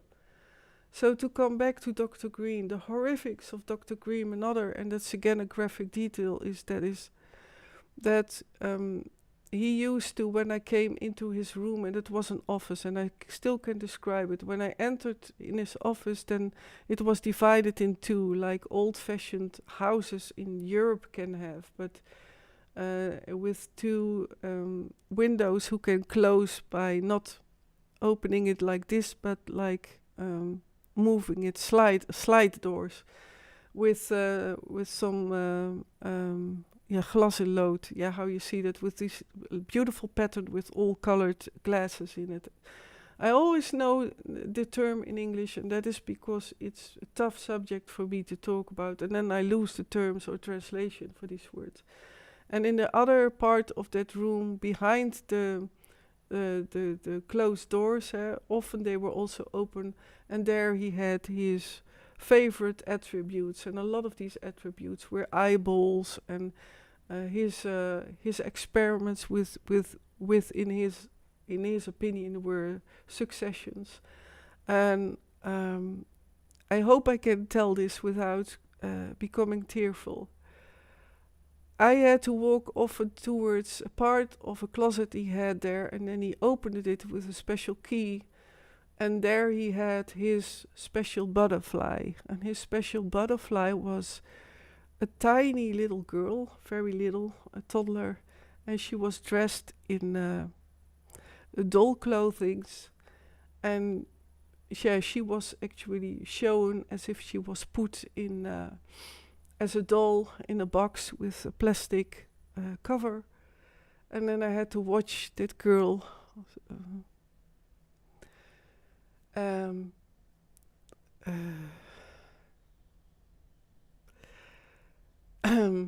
I will get over it. Also a time that he showed me a girl, and that girl I will never forget. It was a beautiful Scottish girl from Scottish lineage. And she did not make it because she was actually, Dr. Green also wanted to program her for his means. And she was so beautiful. And they show like real dolls. And she was that, but she was, And he called him his surprise box for me. And then he had a special key. And then I was forced to look at it, and if I would even wink or turn my head away or would show a tear, then he would order another child in the room, and then he would get his pistol and shoot the child in front of the forehead. This happened not only once, this happened many times. Also when I was programmed educated, as he told me, in other kinds of programming with the color coding. So I saw a lot of these shootings in front of my eyes. And that was Dr. Green. And Dr. Green was indeed that giant famous physician in WO too. And he is, in my opinion, still one of the most evil people. And the other programmer, that man with the small black moustache, he was evil as well, but he was mentally made ill with, he got injections of which he became more delusional. And I woke up a lot of times in the arms or was sleeping. I had to fall asleep on the lap of this man with the little black moustache. And then he woke up often with a nightmare of that he saw that the angels and the demons were fighting together, and he was in fight with God, and that he wanted to be with God. So you have really a difference in persons who were evil in the world, well known as really evil, but he was being brainwashed. Why do I say that? Because I saw him also change of personality and more when he grew older, and I met him when he was already old, and he died when he was 86 years old, and I was present in his ritual, and I was the last one who embraced him. Then I'm talking about the man with a little black moustache, and I had to. I had to symbolically die with him, and I was would then forever be bonded with him. And this is why I know the pictures I saw of this man, which they say it is the man with the little black moustache, it's not him. First of all, he was not that skinny. I know that elderly people, their ears grow, but his ears were not that tall. That in these incredible big ears, and I was with the death rituals. I was with his death ritual. So, and I will not mention the details, how I was present and how that went, but it was for me the toughest thing next to Queen E as well, to debond and to detach from a side of which he showed as well, like I am your daddy and I love you. And when I was deprogramming here, and that was already in the first years that I recalled this ritual, and that's why I can talk about it, that also my dear friend here guided me in this, and that she fully accepted, and that is so the strength. Like, that's the only thing what I ask of people, don't judge me. You are allowed to not believe me, but don't judge me. And that the power is to embrace every part of it, and it's of course a technique in programming to as well make the abuser also love you. So I had a daddy-child relationship with this man with a little black moustache, and I had to deal with that here when I lived totally secluded in the house. I did not go outside further than the front and the back garden. That was these 10 years from 2010, and that was good as well, because I was so in trying to recover from as well this love bonding. And thanks to this dear friend, and she deserves really literally, I think she and this beloved man who is from the USA, that they deserve the real throne of honor, I believe, because they stay out of sight, they protect their privacy, and I will always protect their privacy, and they deserve everything what I have for, first of all, believing me, and also letting even the child part in me who was in a love bonding with this man with the little black moustache, that I could feel also the love for him, and in this way I could give it a place.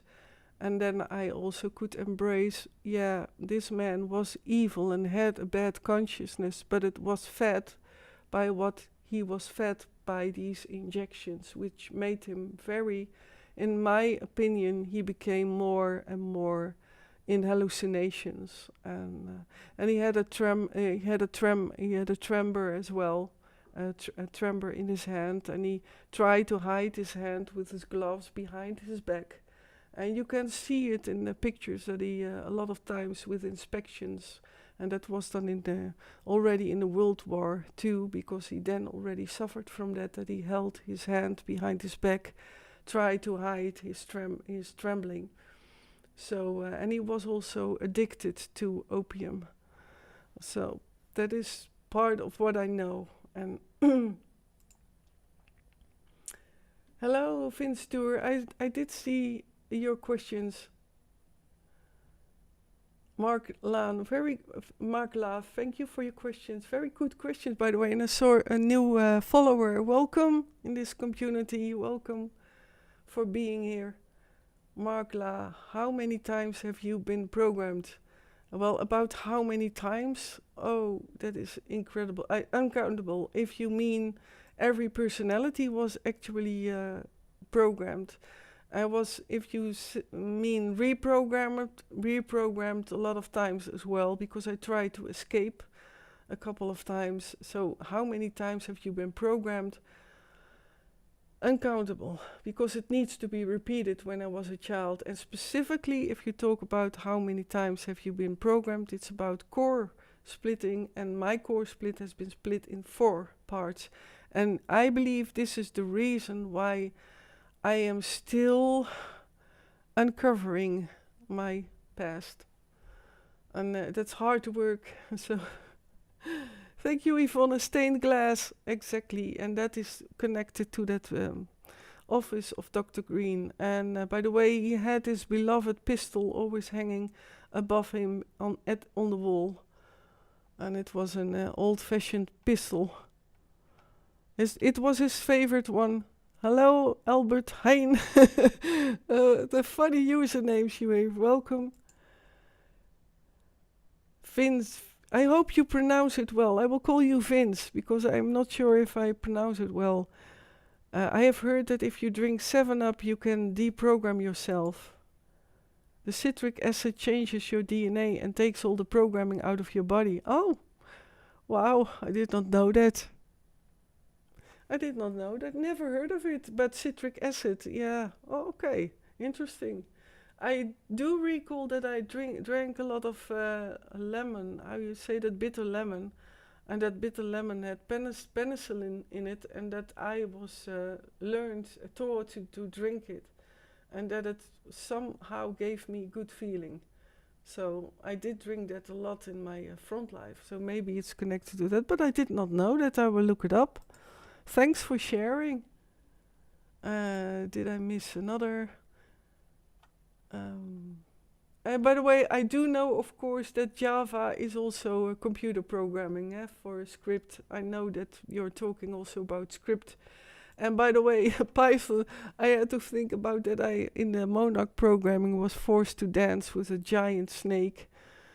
And yeah, that was also very special to have that experienced. How weird that may sound. There were things, and the adventure, my military part I'm still digging up, is still sometimes even longing for being on adventure, and not by doing these awful stuff for the deep state and for my programmers, but pure some adventure. And I hope I will also release my move programming so that I can be flexible again and increase my exercising, because my physical exercising, when I bump into these eating disorder remains and these little personalities, they are all so stiffened and they cannot move. So I want to speed up my exercising again and have I look forward for that, but that is also very, very much withhold from me to remember and recall again how also physical active I was. And of course not only in the sexual abuse, because there was a lot of activity as well. Markla, I know the same man with the black moustache and have also been in a shed with him. Did you also have to shower together with him and then eat together on the bathroom floor? No, but that's another thing, but it may be, I don't know if you remember, but it was that I was forced to watch in a model gas chamber, that I had to witness people being gassed to death. And then these people also were in a shower. I was specifically the man with the black moustache that I had to sit on his lap and had to be with him in his bunker. So those are my main memories. But that is, again, I know I forgot to warn again for the graphic details. I apologize. But I also mentioned that this specific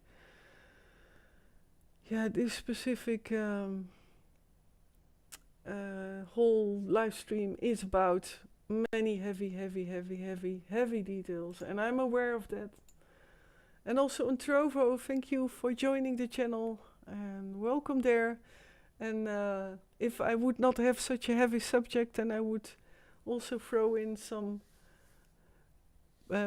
potions and mixtures. Interesting. I was in these heavy satanic rituals, and then on Trovo there's a game element with mixturing of poisons, etc. And it's a game element, and I love gaming as well. So it's not polluted, fortunately for me, totally. So I take a sip of my tea because I poured in my tea in the break, and I still did not drink it. I will now go into what is for me, I guess, maybe even more tough than what I expressed with Dr. Green. And by the way, with these graphic details, he had to make that a closure of what I hoped I could be able to talk about it, of these people who have no consciousness. And the majority of them are really demonized with evil beings also intertwined in them. So demons can be in a person. It does happen, but it's not that everyone is demonized. No, but it does happen, and that it creates an influence in that person to even increase this non-feeling and having no consciousness. And there are more reasons for it. But for example, part of in this classroom is, it is all about that I had to witness that children were killing each other, and then I was forced to make a choice, and then that would make it stop, that the children would have to kill each other. So I was then being put on being responsible for, you can have a say in. So it's always having a bad choice. And the majority of who came from MKUltra and Mind Control know that that is the case. You always have to choose one. There is never a good choice, but at least it's the least of the bad choices. And I always had a feeling, well, at least that I could have saved the children, or that I could save them to live another day longer, or a few hours longer. And I see it more and more often in the so-called open-ended movies, in which you can yourself have a certain choice. On Netflix it is, and from that day on I never watched any movie or television series any longer on Netflix, also because there is a certain person involved which I knew in person as well, a former president of the USA, and I knew him, and then I quit watching Netflix. That Dr. Green had all these variations of that I was forced to witness, that other children of my own age were killed in front of my eyes, and then I had to choose for myself doing some commands, some exercises or some tasks, and then it would stop. And then I would, of course, be also not even being rewarded, by the way. That's what a lot of people think, like, oh, then you will be rewarded. No, even after that I made that choice and did accordingly to, for example, what Dr. Green ordered me to do, then it was not that I was rewarded. I was then again punished. Always I was punished for, they always found a reason for what I did not do right, and that I would do it next time better. And that's a famous technique. I did get rewards, but that was to create a sleep layer and a forgetting layer in the of personalities, who would then have a certain seal towards my front personality, who would then not even know about this hidden deep state life I was forced to do, and the traumas, of course, because otherwise I would have a life of which I was only living fears, and then I would not have ever be capable of living a life. And the programmers leave part of your personality wholesome, to live a life as normal as possible without being detected. And this is why Springmeier in his book calls it very righteously so, the creating a full mind-controlled slave. an undetectable full mind-controlled slave. And I believe they succeeded pretty well in that. Yeah, that's what I can say. Tineke just, I hope that your tea is warm. Well, a bit, still a bit. Still a bit.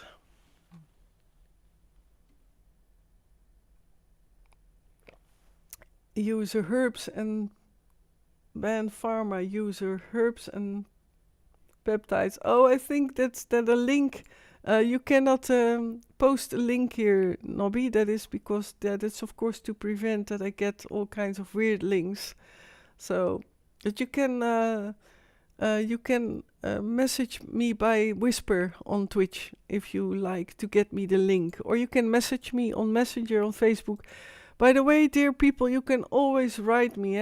Also, the people who don't believe me, there's underneath. I'm very open about it. I'm very open for a talk, or but there's one thing what I will not allow.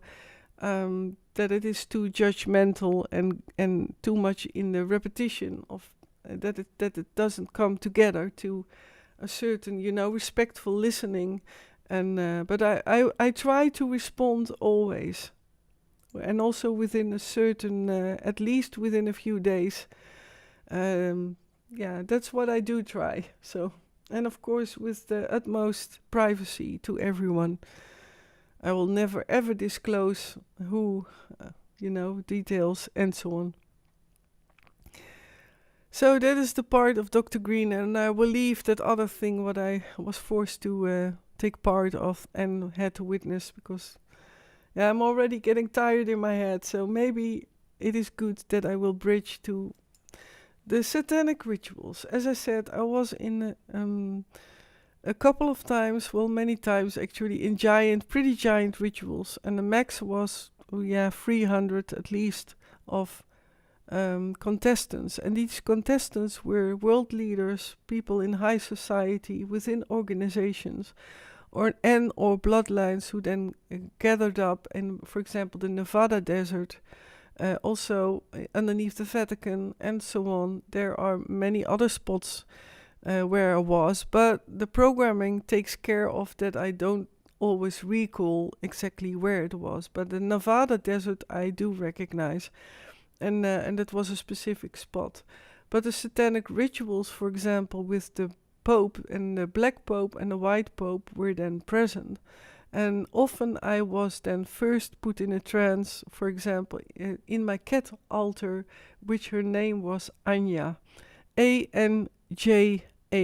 And this Anja cat altar, she was heavily programmed in also the sexual programming, the monarch programming, and I had to wear certain jewelry which was present at each ritual.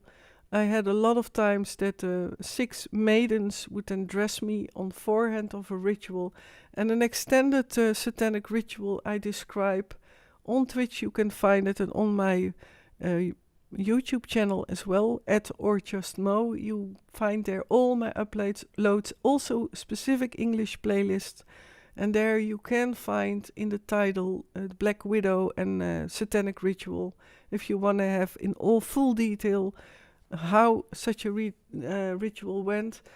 But for example, another ritual underneath also the Vatican, of which then children were involved, and children, not just children, but the majority of times there were children of the age of baby. And that is, I still notice that it's for me very hard to talk about it, and I smile and I'm laughing, but I'm not really laughing because it is my nerves. And these, why did I decide, begin with this, why did I decide to talk about it? Because there is a lot of coming forward about adrenochrome. I hope I can pronounce it well. What I specifically remember is that it's even more cruel. If there is even more cruel, I cannot even express how cruel and how horrific it is what I had to witness. I talked about skinned bodies, that those were then grown-up bodies, what I had to witness. I forgot to mention that at times I also had to witness, was forced to witness, people being skinned alive.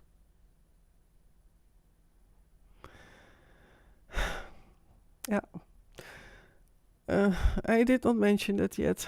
So, these babies, I also witnessed that. And what for me was the most gruesome thing was that I saw in these satanic rituals. Yeah, now I have to put away my tears again.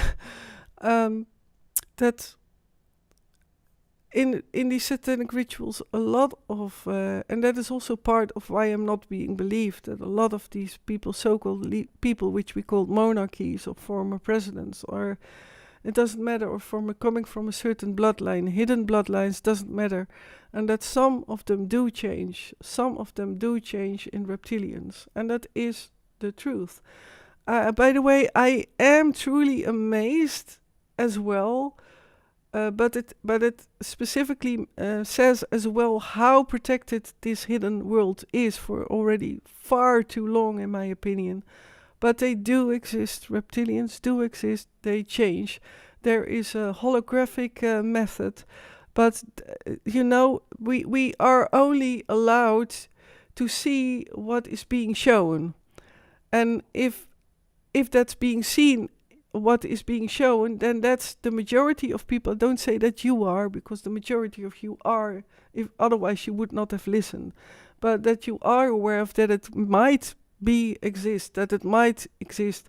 But if this is why the deep state doesn't want that people get to know how Earth looks like, how it's beyond Earth, because they want to prevent that people open up their eyes and then see that there are other species and there are reptilians. But I saw, for example, some of the monarchies, which then change into reptilians, and that they then just grab a baby and yeah, with their power of being a reptilian, that they can grab the heart out of the baby and then eat, and then this is why I go away from when I see come by, for example, these mukbang, these eating festivities. In my opinion, it's a kind of archetype memory in the unconscious mind of memories of one time having had that experience of being sacrificed, so human sacrifices. And it has been proven in the past of humanity that a human sacrificing did exist. Also with other people who later on became more peaceful people, but a lot of them were involved with this Luciferian society. And that was the heart, that was for me, I dissociated from my body in these rituals the most when I saw that happen. Also, by the way, that, for example, what you see, for example, a person you see in daily life being a very giving person who gives to the people, who is a monarchy and shows from the outside world, like I lead my people in fairness and so on. And that I saw him change into a reptilian because he could not hold in his lust for eating these babies. So it's not only and I know I pronounce it wrong, but I can never pronounce it right, andromichrome. Yeah, you see, I cannot pronounce it, so I apologize for that, but it is far more than that. It is the horrific things what's being done to babies. And what I witnessed, not only one time, but many times, was that it was shown in a hangar, and that was also part of also in the Nevada desert and near Area 51, that I was at least 1,000 cages. So it's like I was entering in where cattle would be put in cages, and there were then little babies and toddlers put in, and all these cages had then also a mechanism like you have also in prisons, like you can have a mechanism with where the military who were guarding that they could then change, for example, or open the doors or one door of these cages. And a lot of times I saw the bottom of these cages that they could be put in electricity, so connected to electricity. And that was to torture these children, and in the thousands. And I mean that, in the thousands. I witnessed that. And I could endlessly walk through these cages, and there were a couple of how do you say that? A couple of layers on top of it, stapled, these cages.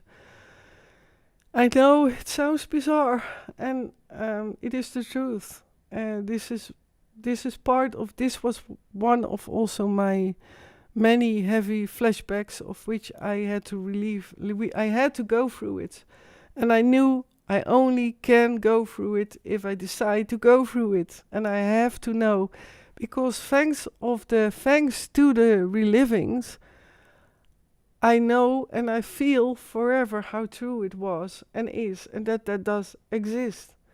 I mentioned a lot the paintings of I believe it was a Dutch painter, Jeroen Bos, a famous painter, and you see on these paintings the things I had to witness. And I already did a lot of graphic details, but I saw literally in front of my eyes done these things to babies, to children, to people, grown-up people, whole orgies. That's why I call out that there were a lot of orgies going on, and also with a lot of people all together. And that they were sexually driven. And the sexual energy, by the way, is also then increasing a certain energy which can feed also. And that is why I saw shape-shifting, you can call it like that. But that also in this heap of bodies who were doing it with each other, that they were also shape-shifting and changing into certain species, other species, also other species than reptiles, by the way. And that I also saw with my clairvoyancy a lot of demons as well jumping into that heap of bodies. And I myself was also a few times underneath in the middle of these bodies, and somehow I survived the pressure of all these bodies. But for example, children who were too little and toddlers, that they were crushed by the bodies of these people who were doing it with each other. And then still, that's another subject, what is happening in that world, in the deep state world, is necrophilia. And how that feels, that is beyond anything. And I relived many variations of that as well. For example, I was a lot of times being abused and being programmed and being traumatized in, how you say that, these giant fridges of factories of where meat was prepared and being hung. So I can vividly recall all kinds of meat hanging there, but also the meat of humans. And often they were skinned. And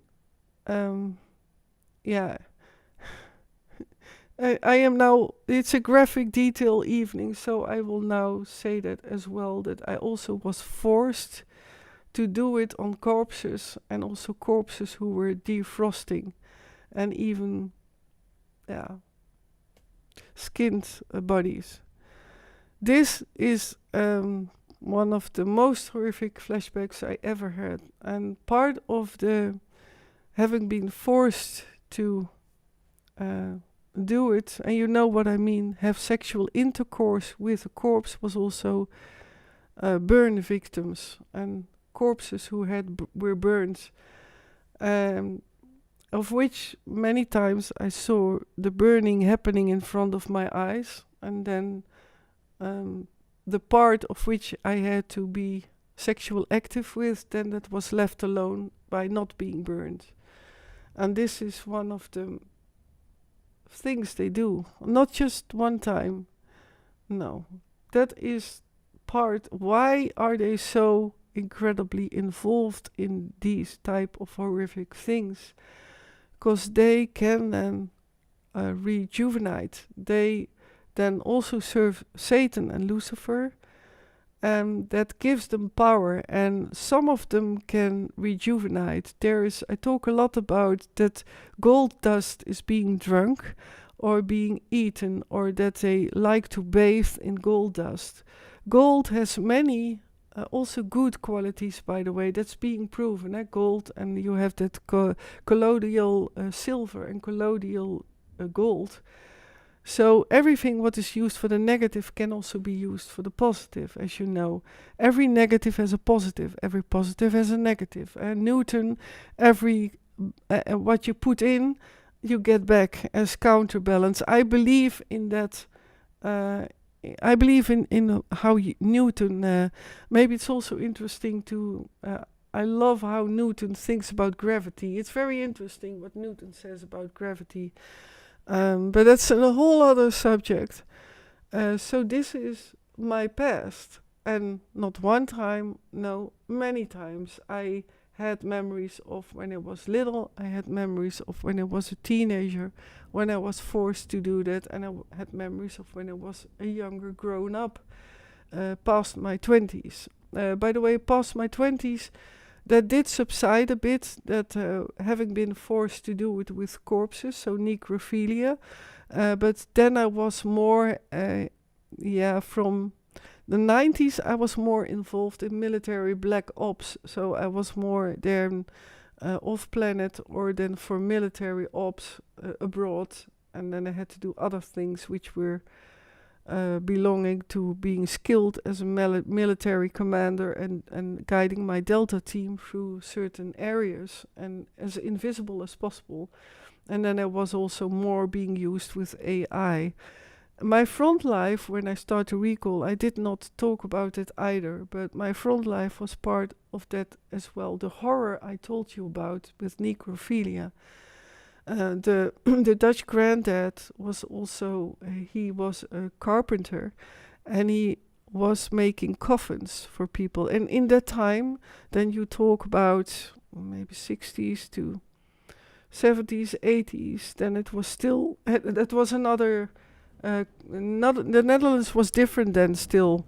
Apparently he could be a carpenter, and then he was also brought to people, and we were living in a small community in the front life. And that I was there. Maybe you can hear there was thunder and lightning. So something is, how you say that? Catharsis releasing. I felt it today. Again, I have always headache and I feel it always in the pressure in the air. And now I forgot about the necrophilia. That is Dutch granddad. It was no coincidence that he was carpenter and made coffins for the people who died in that small community where in the front life I lived. So then it was for him very easy to take me with him, and that I had to see how he then did the measurements for these people who died. So I saw death already when I was very little, not only from the programmed life, but also in my front life. So then you maybe can connect that it's important to keep MKUltras going and keep them in the MKUltra, traumatize them as well in the front life. And the best thing is to let MKUltras also stay connected to the front parents and family, and that group stays tight. So it's actually also mind control, but like these, what they call sects, or how do you call that? These groups of people that they stick to certain, that you cannot get out of it, you know. And I gotta forget the word. That is what happens then. That I then I don't know the word, but it's called in the Netherlands like a group of people who then have to honor their guru, for example.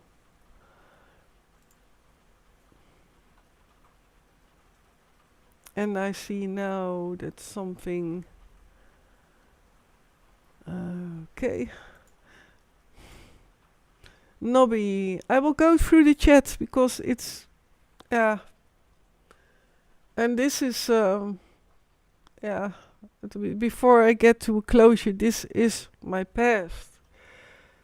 And I fully understand why I never was believed.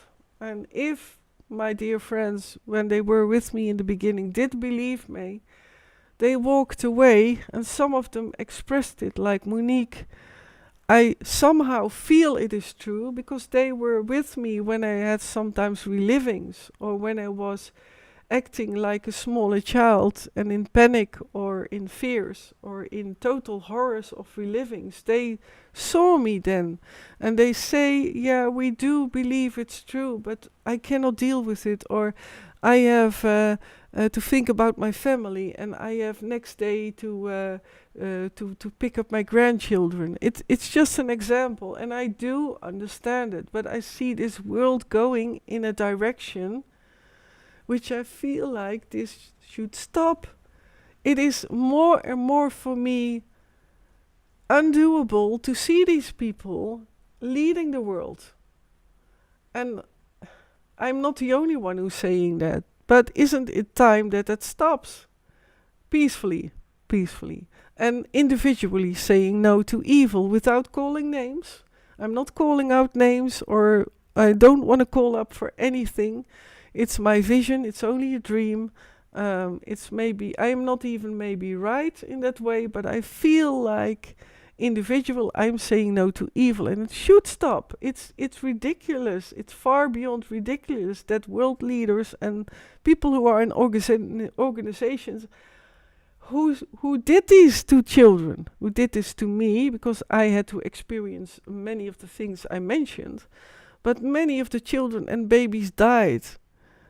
There are so many babies dying from these rituals alone, from one-time use, and these horrific things, what I've seen with not only the reptilians, but also what humanity does to babies and children.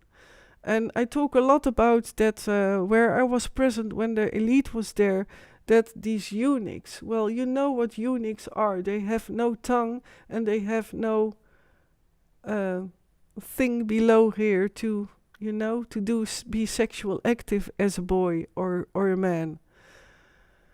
And these were one-time used eunuchs. Every ritual it was for them a holy ritual to get rid of these.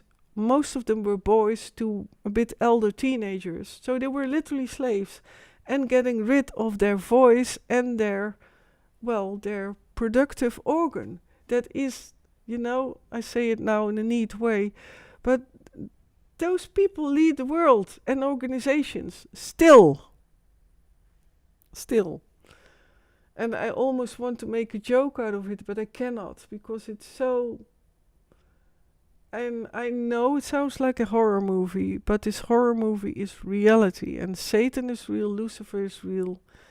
It's no fantasy, it's not in my mind. I experienced it and I relived it. And my dear friend here and others did see me in relivings and when I was in another personality. So I have witnesses, but they want to keep their privacy. And as well as my dear man, my beloved man and savior who helped me survive. Yeah. Sputniki, say no to evil, exactly. Yeah, did you hear the thunder and lightning in the live stream? Because otherwise I have to close the window, but it is also nice and refreshing to release, to release it. So, and actually I'm pretty okay with that I talked about all these graphic details. And how was that for you all? And I for sure will not repeat that every live stream. Maybe, I'm very much aware that the subject of what I had to experience, that I realized that at certain moment I don't have any subjects left. I realized that, so. But I love doing the live streams, of course, and many of you know that. So I will find a new way if that happens, but I will also then be honest about it. And another example is that this morning I already felt like I don't know what I will talk about. So I could not prepare a promotion video or a promotion what I actually a lot of times do, but I could not do that because I was thinking like, I don't know what I'm going to talk about. And then this happens. So that is, of course, amazing that I, until now, could do a live stream twice a week. So I'm very grateful for that you are here as well. Because I expected a huge runaway of people from the live stream, to be honest. And unsubscribing and unfollowing, which I understand. I also understand. So, but I also hope that the people who don't believe me can understand me, how frustrating it is that I'm not being believed. Yeah, it's a mixed up world. Sputniki, it was worse than I can imagine. Yeah. Yeah, this is now, I opened up now more about this was my life. And that is why I could not yet pick up my profession, which is I'm a musician, I'm a pianist.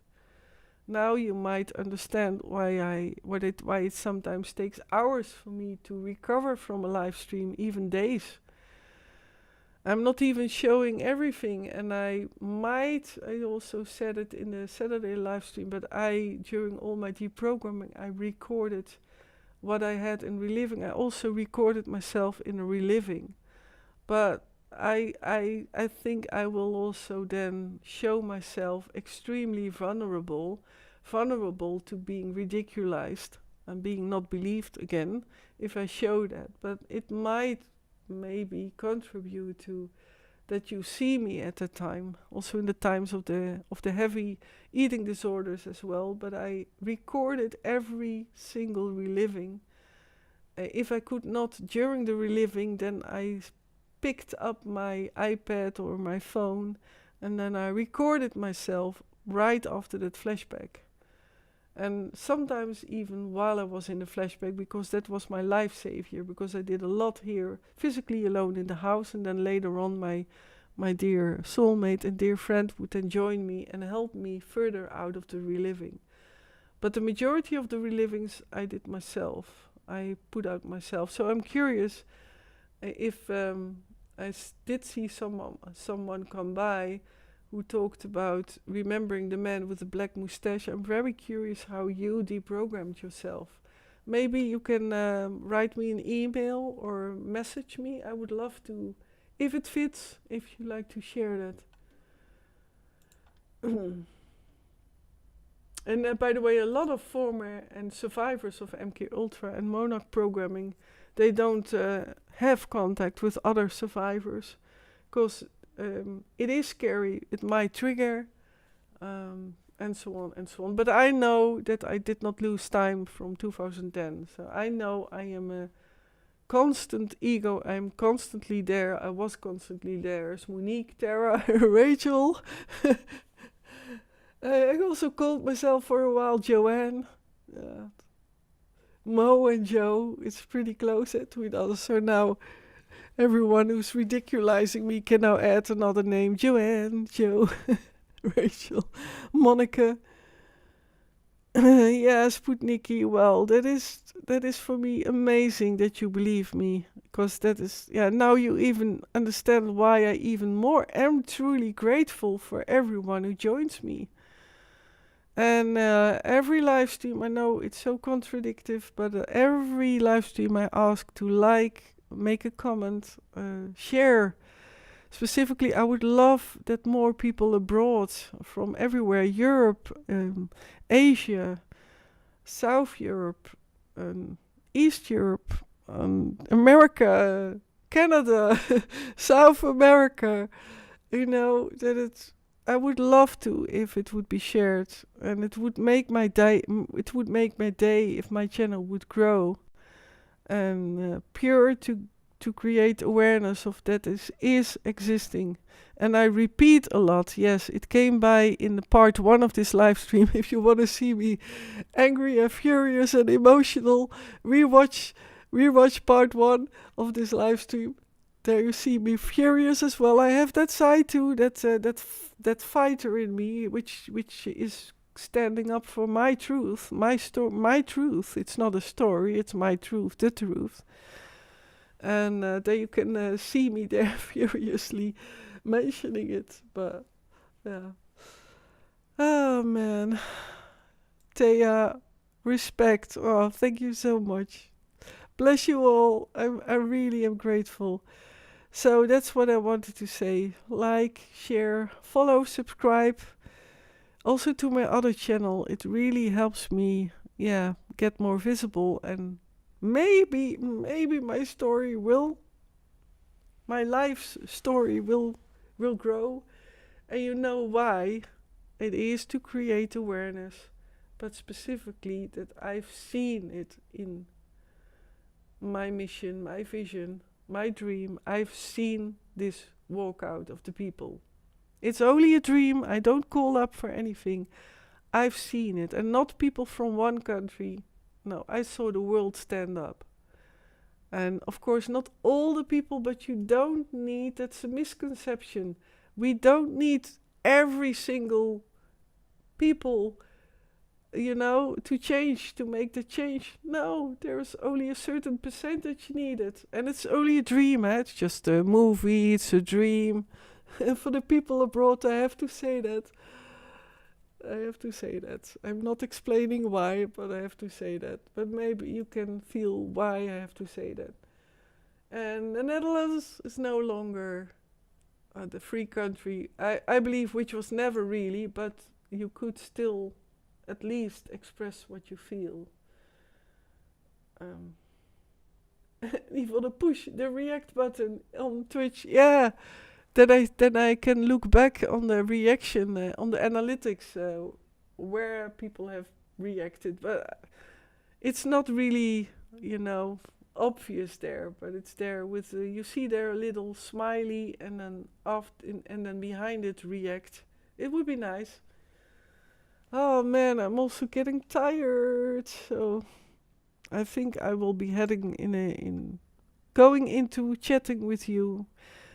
Besides, very tired, and within I feel emotional, but also a certain way proud of myself that I managed to talk about these horrors.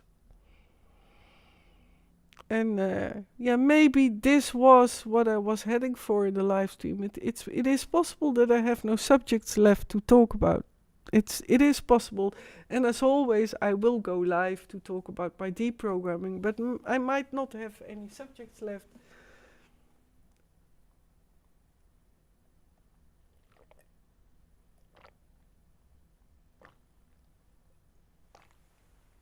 Oops. And I finished my tea. I did not dehydrate. I understand all these live streamers who forget to drink, but I did drink. Delvertje, thank you for your beautiful heart in the chat. And the people on Trovo, thank you for joining. And hope to see you next time. Next Tuesday is another English live stream. For the people on Twitch, I have my Dutch and English live streams all on one channel. So if you bump Saturday in Dutch spoken live stream, I will go live in English every Tuesday. So, I don't know a solution for that. On YouTube, I have a second YouTube channel, which is fully English. And that doesn't seem to grow. So it is, it has the wrong title as well, danadurnford. And so I have to look for how I can change it, but maybe I will leave it to my main channel on YouTube. That's possible too, because then it is Dutch and English, and then it's the way it is, then I accept that. But Yvonne Groot, I'm proud of you. Just spit out the truth. Sputniki, it was an emotional live stream. Yeah, it was. I think I will be tearful after I close off this live stream. So, and I feel tired. I look tired. I think. Yeah, and next time I won't be so graphic. And as I said, maybe I have no subject left. Hello, Into. Thanks for sharing your truth, Monique. Yeah, thank you so much. And oh yeah, I wanted to explain. Maybe I did already with the movie. It's not that I judge the people who act in the movie or that they are not sincere. I believe it's my own frustration as well that I bump into also people who know me for many, many years and don't believe me. And then I just stopped explaining what I'm doing all these years. So for them, I am that woman who lives with another woman and someone else who happened to join in. And we're not, in the genes related or something, but it just happened to exist in this way.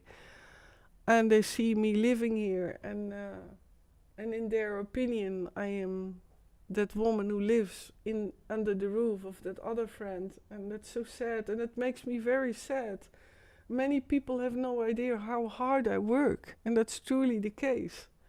I work, well, there's an expression in English, I work my ass off to stay positive and to want to live each day over and over again. And I know I'm very blessed because I met love in that beautiful inside out man from the USA and from the other man I of recent met, which gives me and gave me so much discoveries about love. So, but and that is my frustration then, and that also came out in part one. And it is so. I mean, I think every victim or survivor has that, to so craving for wanting to be believed. So it is, yeah, I think it's a vulnerability, and I'm aware of that. So I apologize for me becoming so emotional in part one and so angry. And I send love to all the people who expressed themselves in their disbelief as well. I send you love, and I mean love. I mean well, and I know that from within my heart and soul. So, Survivor, yeah. Delvertje, your life was a complete horror show. We knew, but sometimes you still surprise us with more horrific things. Yeah. Yes. Thanks so much, Delvertje. I'm totally, uh, I'm totally sweaty of what I talked about, but I'm relieved as well, and I do notice that talking about the babies and the trafficking is still hard for me to talk about what I saw. So many blood and other details and other graphic detail, but I wanted to talk about as well, but that it is then, in one, it is now in one, how you say that, in one setting of this live stream, and I was thinking of talking about that already earlier, now I forgot again, that some relivings come back, and not any longer that I can feel them physically, but I do feel the emotions with it. But for example, that was in Belgium. There were lawyers and there were people from the elite there in Belgium present. And there was an orgy in a kind of a villa going on, and with a swimming pool. And it was part of a tiny forest in Belgium. And that I was going to the toilet, and I was feeling a bit sick, and I wasn't a personality. And then I opened a bathroom stall, and in that bathroom there was lying a teenage girl, naked, and she was lying on her back, and she was shoved like this, totally fainted, and maybe already died. And then her womb was opened up with knives, and the blood and gore came out of it, and even her sensitive organs down below, so the productive opening was also sliced. These type of things, and then I started to realize when I bumped into her in that stall, a bathroom closet or bathroom that was divided, and that I suddenly was shivering and had to vomit because I recognized her. And this is only one example of what I had to endure and had to see. And this is part of what is really being done. And again, I say it again, by these people who are monarchies, leading countries, leading organizations. They do this. Not one time.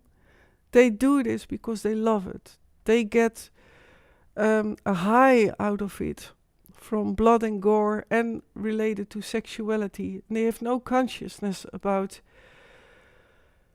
that they sacrificed a life, and they just literally chop and chop and chop. And I saw that so many times, and not one time, many times. And that was my past. And it stopped only in 2010. And I'm now 50 plus, so then you can maybe understand how long my life was in this programming and awful stuff. And I understand why I take so long to deprogram. But I sometimes have no patience, because this world is going into a direction of being enslaved, and the Hunger Games, these movies. I'm not the only one who says that, but the Hunger Games and Maze Runner, those are good examples of how they want the world to be. And for example, I try to watch what's happening in the world. For example, in China, there are now a lot of floods happening. That is not a curse, dear people. No, it's the government who takes not care about their people. That's why these floods are there. It's not a curse, it's because bad management. And it's awful to see these people in these floods. And I'm not talking a bit about there, but about also trafficking, about war childs in Africa, what people do to each other. White, black people in Africa, that's another example. It can stop if we look over that cross, looking further, that there is a certain capstone elite, which makes that every time happening. And if the lower layers or per country is being solved, that I believe that's not doing the change. It's the top. It's just a dream. It's a vision. It's not what I think is the solution. And it's a peaceful way. It's only individually saying, I say no to evil. That's the only thing. So then I will stop my rant. This is why I chose to do this graphic. And it helped me that I had today such an emotional breakdown and was doing so bad today. And yesterday as well. So, hello ETR John. Thanks for coming by. Delve, your question, is it a kind of addiction for these people? Yes. And the addiction is that it does something to the brains, and it's not only with it adrenochrome. I know I pronounce it wrong. They only need to be fed with these horrific things by seeing blood and being often born in families which introduce them in becoming, it's a kind of becoming high of blood and smelling blood. And I'm not even talking about, which I maybe wanted to talk about as well, about cannibalism. But yeah. Hello, Jos. Good evening. Well, you missed in the first part my rant and emotional. Welcome. I'm about to go to the closure, and I'm not sure if I even want to do a raid. Can't stay, but saw you online, had to say hi. Thank you so much, dear ETR John. Always nice to have you here. Greetings back to you and everyone else. So to come back again, yes, they are addicted to it. And by the way, cannibalism, like eating human meat, that is also why they prefer the younger the better. And with these babies, and this is also why these babies are being slaughtered or being drained of their blood in these rituals, because then also in the brains of these children then releases uh, yeah, I'm tired, I notice, but there is a release in the head, in the brains, and then that makes the flesh juicier to eat. And the younger the tastier. But human body have originally an allergic reaction to human flesh. So these people are gradually gotten addicted to human flesh, and that counts as the same for drinking blood. You cannot just decide, oh, I'm going to drink blood, human blood. No, it is actually kind of poisonous to the human body. And this is, by the way, as well, why Satan's army and the demons take care of that as well, that they enter the aura of these people and they can strengthen the people in dealing and digesting the human meat. It's also the reason why if human meat is being eaten, that they're only tiny chunks. And certain chunks of the human body which are better digestible as well. It's like a bit compared to pigs. And there is often a comparison with that the taste is like a pig. No, it's a mixture of pig and beef. Yeah, I did not know I was touching upon this, but yeah, thank you so much, Tineke Jessie. Yeah, I was heading for a closure, but it's a graphic detail evening, and I all experienced it. In the relivings, I sometimes woke up, and then I still had the taste of certain flesh, and that I was waking up by recalling the chewing, being forced to chew. I wish I could express how I thought of swallowing it. I did all kinds of tricks to not swallow it. And I got punished for that. So the programmers could not manage to keep me eating it and getting used to eating it. I just refused it, and I believe angels and God protected me in that as well. But it is... this is also what these people do. And it's the truth. It happens. And I'm not the only one who says this. I truly believe that I am not of the many people who did survive, because I came and I was mind control slaves for presidents and monarchies. And I said it in part 1. That's part of, I believe, what is... that's also why people don't believe me.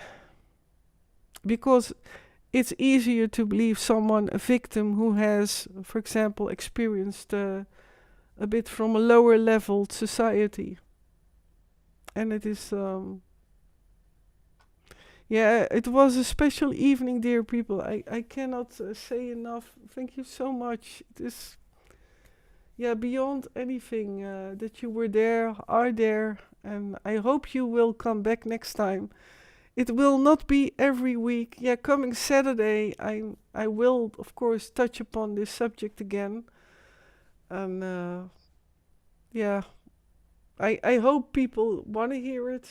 Maybe I have to choose. I'm not going to do it, but I'm grateful that I choose to do this specific themed, detailed evening about the horrific things I had to endure and was forced to do. I never ever enjoyed it. There are stories in that certain mind control, the monarchs love it. No, that's only a certain part that's in the mind. For every MKUltra monarch programming counts, the lower body is being shut off from feeling, and it is meant to never ever feel. And from within, every mind control and monarch programmed one does feel. And that's being put away and stored away and imprisoned in the many uncountable layers of the programming. And in my case, with the eating disorders. And I hope I am there now, because I'm drained of today's heaviness. And then, this live stream, I did it. I managed to get through it.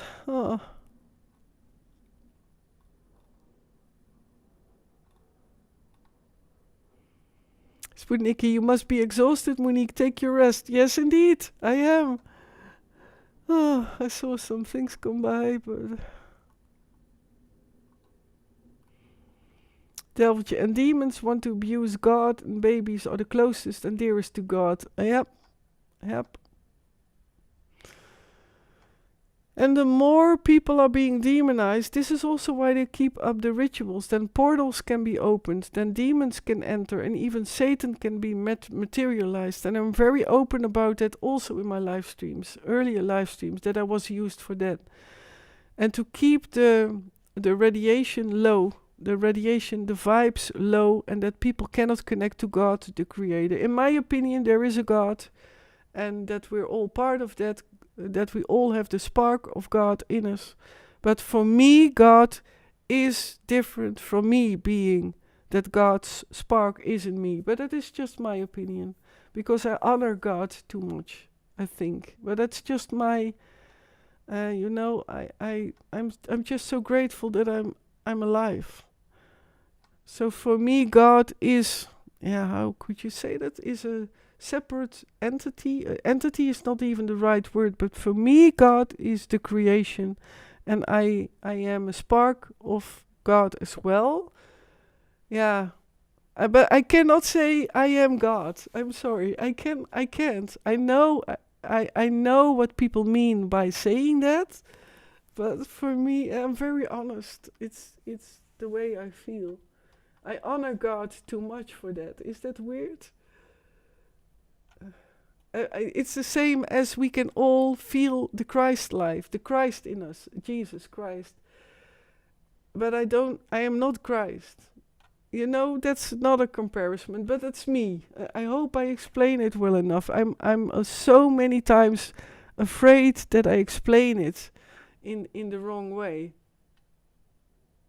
Jos, thank you so much for the confirmation. Well, again, rewatch part 1. I love to hear your feedback on that as well. I think I will leave it up because it's part of humanity. I had such a tough day, and then some things came on top of that in the live stream, in the chat room.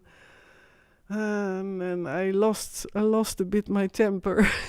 So if you wanna rewatch me or watch me in the very rare moments that I lose my temper and in my fury, then you can look back at it. Oh boy, it's already almost 10:30. Yvonne, we are all children of God. I like that expression too. Yeah, and, we have the spark of God in us, and like the Christ light. Delvertje, I saw an interview with Peter Borger. Yeah, I know that one, who is a scientist. He says that through science he came to God, because the science did not have the answers. Yeah, that's beautiful as well, huh? And I love science, by the way.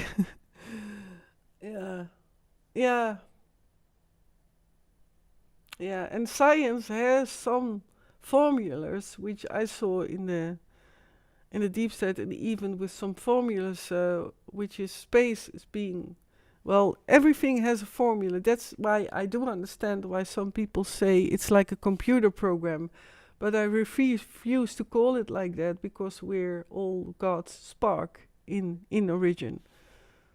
And we are all that light of that beautiful spark of love, unconditional love. If you cannot hear or listen to the word God, the Creator,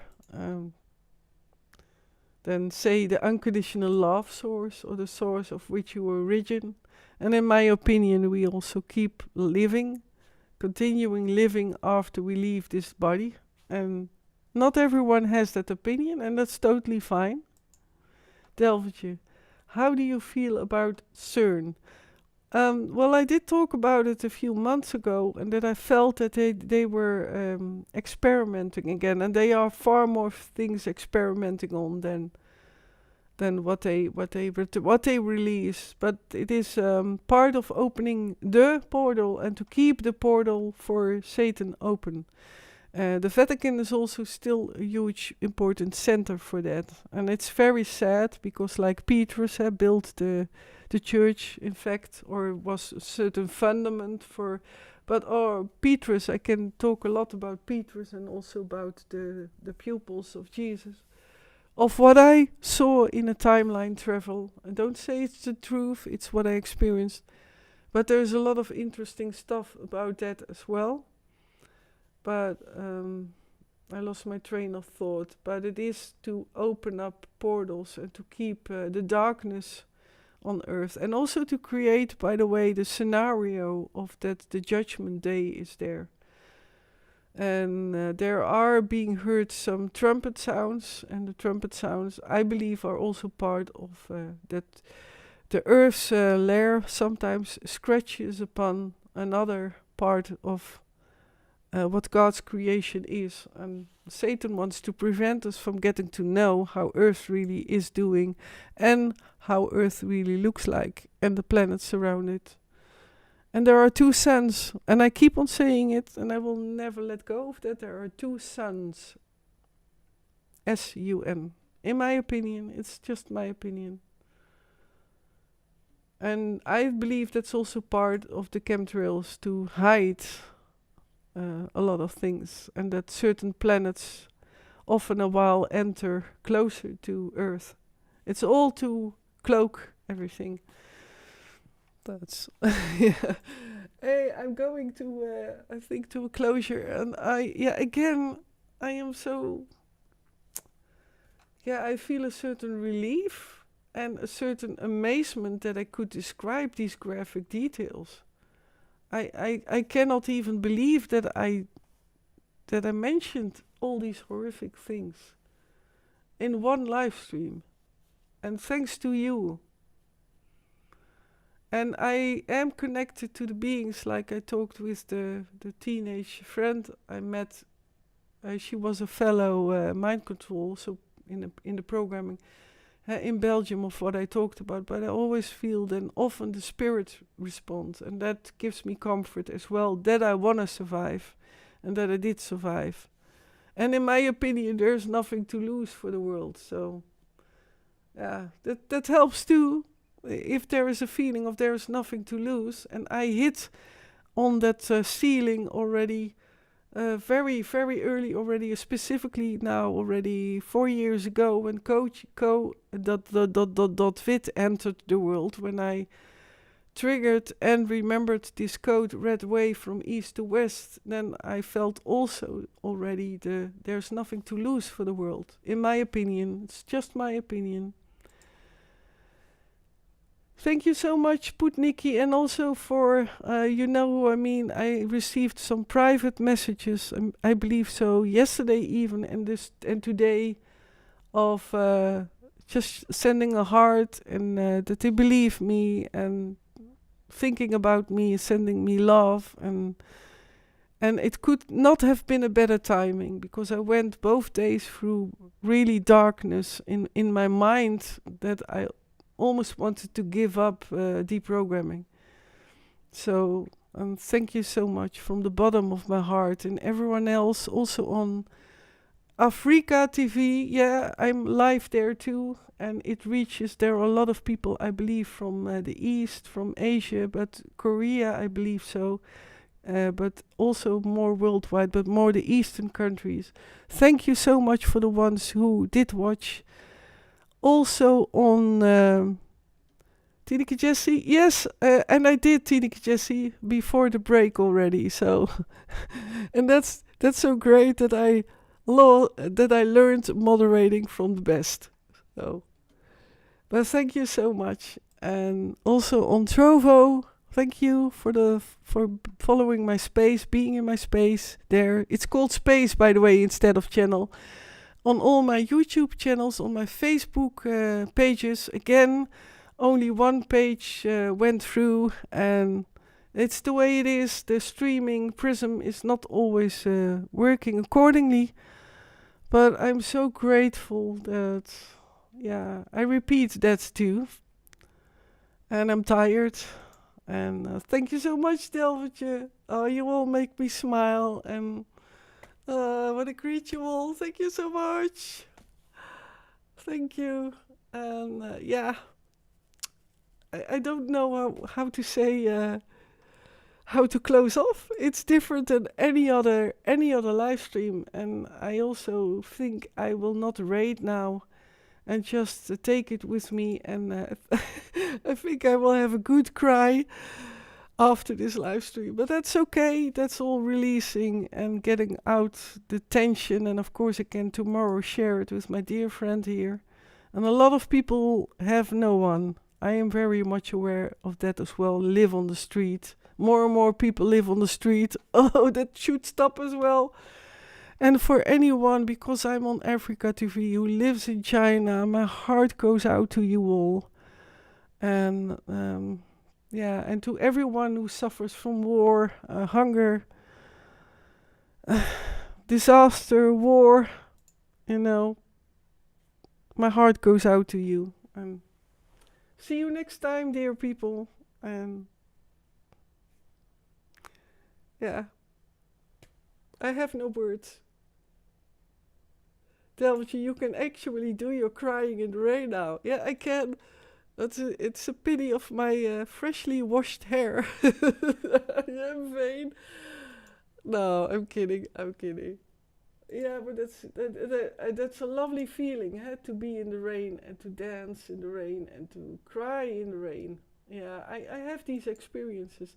I have as well experience in screaming out loud in a storm.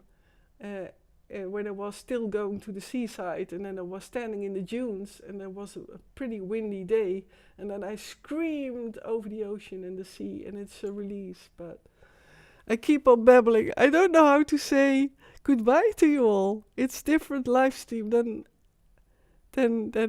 other times, but I'm truly so grateful, so I'm happy and proud. So. Dear people, thank you. See you next time. Oh, here I go again with the wavy hand. See you next time. And wish you well. Wish you a good night's rest. And see you very, very, very soon, everyone. Much love. And God bless. Bye-bye, everyone. See you next time. Ciao. Doei. Doei allemaal. That's in Dutch. Gute Nacht.